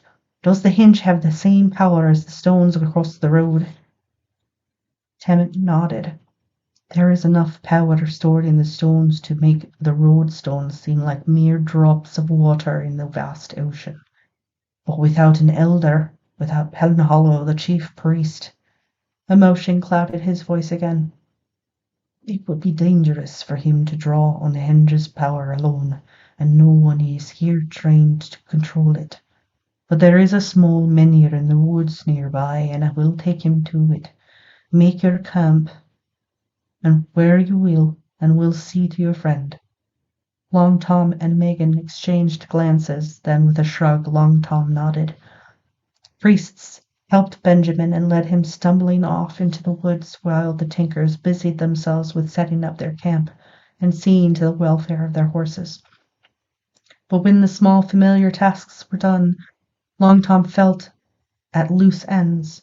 He left his family by the wagon and wandered aimlessly among the ruined buildings that had fallen under the Stormkin's attack. Priests worked here and there, removed charred timbers, sweeping debris from around the foundations, and making a start on rebuilding the stone walls. Near the henge they had already begun to raise supports for a new building. Wooden beams were thrusting out of the blackened stone foundation like bare limbs of withered trees. Winter, Long Tom thought, and that reminded him of the Everwinter. Carrie was there in its grasp as Lothan storms laid waste to Ardmen. There, where the Summer Lord was hiding, and Stormkin scoured the land looking for him. Long Tom left the priests to their work. Later he would help them. Now he was restless and needed to walk his thoughts away. After a while he found himself near the great henge of Pelmas. He stared up at the tall tread stones and remembered what the priest Temin had said about their power. He could almost feel something himself, a presence, a strength. His gaze shifted to the burrow where the slain priests had been buried. Seeing a cloaked figure kneeling beside the raw earth, he walked over. The man was so wrapped in his grief that he remained oblivious to Long Tom's presence. A harp case stood on the ground beside him, its drawstrings tightly fastened. Long Tom sat on his heels beside the harper, keeping silent in respect for the man's sorrow. They remained like that for a long time before the harper finally looked up. Long Tom met his gaze and felt himself drawn into the eyes that had seen too much sorrow. "He told me," the harper said, "but I didn't believe him. How could it be possible? How could Penhollow and all the priests be dead?" But when I came, I saw them. Those damned Stormkin. They were still here, and my blood froze. For 2 days I hid, watching, yearning to lay those holy men in the soil, but unable to do a thing. The others came, the other priests who weren't here when the doom fell upon Pelemas, and we all waited together. And then, when the Stormkin finally went north, we came down and did what we could for the dead. He touched the raw earth with a trembling hand. Now here they lie, returned to the bosom of mother. And what is left to do now but wait for the Everwinter to come and finish us? I sit here and mourn, but there's no end to my grief. It's not only the priests, it's the whole of the Isles. He shook his head. I should have gone north with him. He told me there'd be nothing here. Who told you? Long Tom asked. Hurtung's apprentice, Tarn. Tarn. The name raced through Long Tom's mind. The small wizard was still alive. Was there a girl with him? He asked. A red-haired girl named Carrie. The harper shook his head. He was alone. But he told me of the girl. She went north with Hurtung and Darren, just the three of them against the Everwinter. Now the priests tell me that Hurtung is dead too, so those children are alone in Ardman with the Ice Lord Stonekin. Long Tom shaped the sign of horns, and his own hopes failed again. Silence fell between the two men and lengthened. Then Long Tom drew himself up from his brooding to study the harbor once more. Long Tom Turpin is my name, friend. What did they call you? Wren. And you're a harper? Yes. Long Tom said nothing for a long moment. The harper's features were drawn tight with sorrow, and that look of hopelessness he wore was becoming too familiar a sight to suit the tinker. Too many folk were withdrawing into themselves, letting their sorrows sour them, letting their fears of the Ceremond and the Stormkin rule them. Oh, these were dark times, no mistaking them. But if a man didn't fight the hopelessness, then his enemy had the battle half won. You should play the harp, Long Tom said. Play out your sorrows on the strings. Wren faced him, his eyes bitter. I can't. How can I play when his gaze returned to the burrow? Play their passage into the other world, the tinker said. That's what my folk do. We lose our sorrows in the music and dance, not to forget, no, so much as to make the burden of our sorrows less heavy. So play a lament for those dead priests now. Play that the hills and the skies will know your sorrow and doesn't stay trapped inside you. Or if you can't do that, then look around you. Broom and Heather, the priests who remain are working to rebuild, but their hearts have lost hope. Their faith falters. Play for them, for their grief, if not for yourself. Wren faltered as he tried to explain why he couldn't play. The music he harped came from a belief in the old ways, in the Fair Lord and the Moon Mother and the horned man of the wilds. He felt forsaken. They were all forsaken. How could the gods allow Lothan's Stormkin to slay the holiest of the Isles? Either the gods no longer cared, or they were gone, as the Summer Lord was gone, as Hope was gone. What was the use in searching for any of it? But then something stirred inside of him. Hope, he thought. A man could keep hope, couldn't he, even when all else was lost? Uncertainly, he reached for his harp case and loosened its ties. Emotions played across his features as he drew the old instrument forth. He stared at it for long moments, then touched the strings one after the other to check their tuning.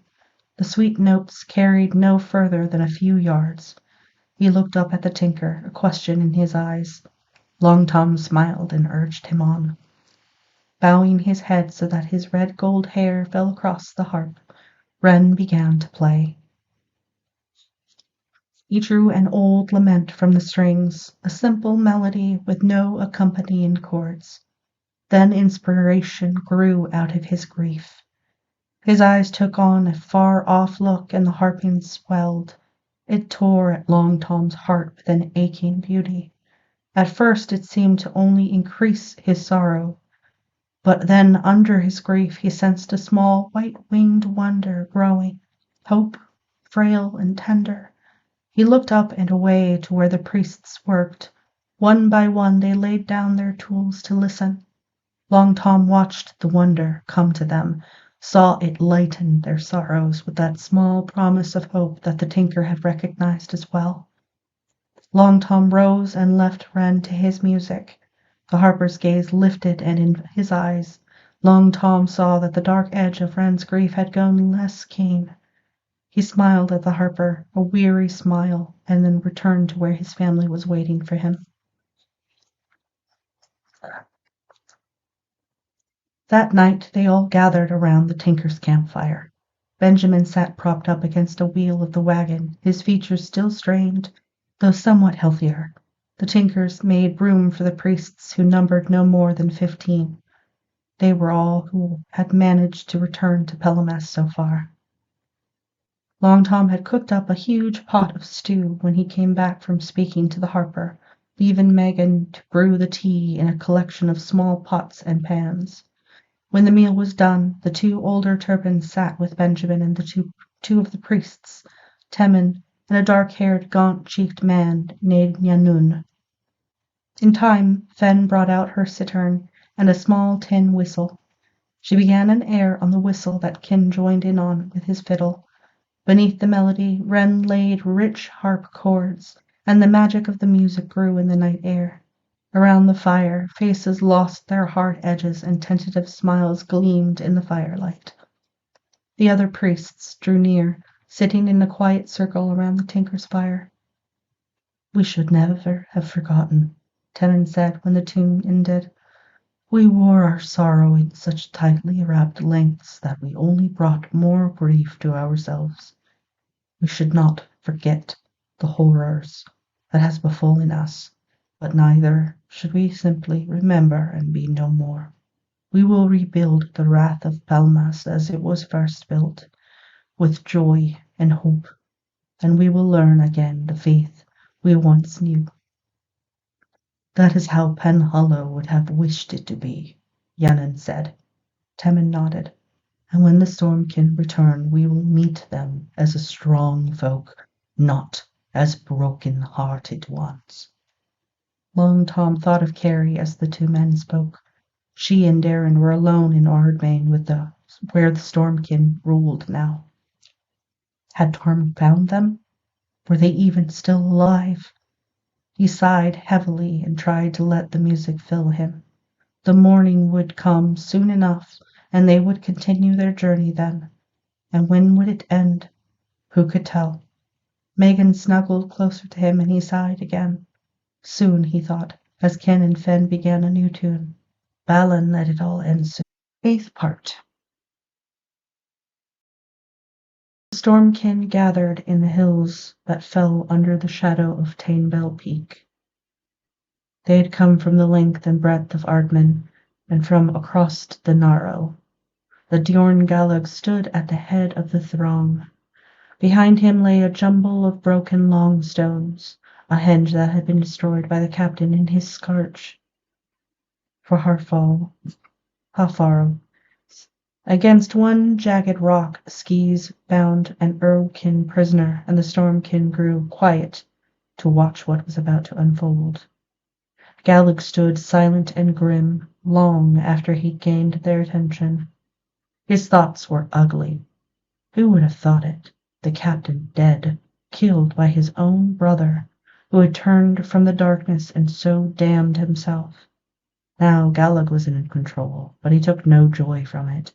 His success was no better than Fergun's had been, and soon the Ice Lord would demand reckoning.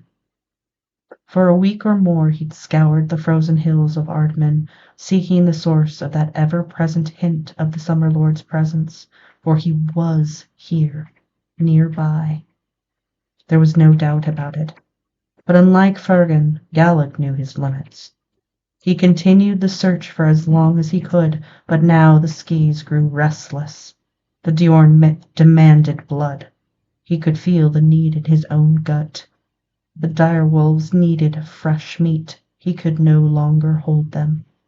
At first he'd found Tuss and the Earlkin for them, dragged them from their hidden holds and killed them. But that supply of living meat had dwindled until now they could find nothing. He knew that some of Tuss and Earlkin survived, but they were hidden as well as the Summer Lord, if not better. He could at least sense Hafarl's set presence, knew that he was still in Ardmen. Those others that had fled this frost-bound isle, he reckoned, fled to the south.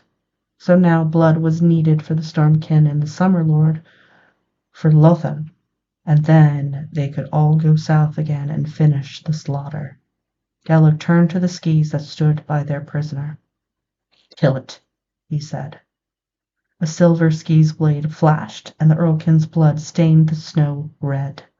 The Stormkin howled, a piercing screech that echoed and rang across the hills. Direwolves moved forward to lick the red snow, but Gallag kicked them away. He spoke words that manifested as dark runes and hovered in the frosty air. The direwolves fled, whining. Gallag knelt in the snow and, peering at the pool of freezing blood, he spoke another word. This one hung in the air, then slowly descended to dissolve into the blood. The pool iced over, its mirror surface reflecting Gallag's face as he grinned into it. He traced a finger along its edge and spoke another word. His own reflected features shimmered into a swirl of dark mist that spun into the Ice Lord's cold features. Lothan was white as frost, with eyes deep with the dark of long polar nights. "Why do you trouble me, Diorn?" the image asked. Gallag leaned closer and opened his mind to the probe of Lothan's thoughts. He laid bare the events of the past weeks, of Fergun's death and the name of his slayer, of his lack of success continuing Fergun's work. He waited for his master to finish his probe before sitting back, his eyes still caught in Lothan's dark gaze. "Stest," the Ice Lord said. "I never thought him dead, but for him to have turned to the light." He frowned, then shook his head. "But he is dead now, and Fergun." His eyes cut deep into Gallag's mind. "What do you need of me? Excuse me. What do you demand of me?" he demanded. The reproach in his voice was deadly, and Gallag trembled. Behind him the Stormkin moaned and laid their faces in the snow, all except for the skis, whose eyes grew only more hooded than before. "Master," Gallag began, then his voice gave way. The Ice Lord sighed, and the sound was like the howl of a winter wind. "I will come," he said then. "I will come and finish this thing myself. Cry it to the winds, Diorn, that my brother hears it. Lothan comes." His voice held such menace that even the skis averted their faces. Gallag bowed his head in acquiesce. Teeth chattering with fear, he spoke the closing word, and the pool misted, cleared to the red of the blood once more. When he stood, his eyes were bleak. He faced the gathering Stormkin with a grin set to his features. "You heard!" he cried, covering his own fears with harshness. "Lothan speaks through Gallag," one of the Dorn answered. "His will be done." The Stormkin scattered, and their cries rang through Ardmen. "Lothan comes! Lothan comes! Rise if you dare! Hafarl, Lord of Nothing! Lothan comes!" In Damodar, the Ice Realm, Lothan rose from his throne and paced half the length of his hall. Rage iced his gaze so that servants scrambled for their relative safety that lay beyond his sight. The Ice Lord turned to face the throne, the sword embedded in its stoneworks glittered mockingly back at him. "How can they not yet have him?" he asked the weapon. "I broke his damned staff, broke his power. How could he still escape? I was meant to arrive in triumph, not go into battle myself." The whole of Damodar trembled as he raged. Veins of ice rippled into dire runes under his anger. Frost, already thick, deepened the length and breadth of his realm. He stared at the sword. Yal-Yorion, the Death Reaper, the great iron sword that was his power as much as Harfal's staff had been his.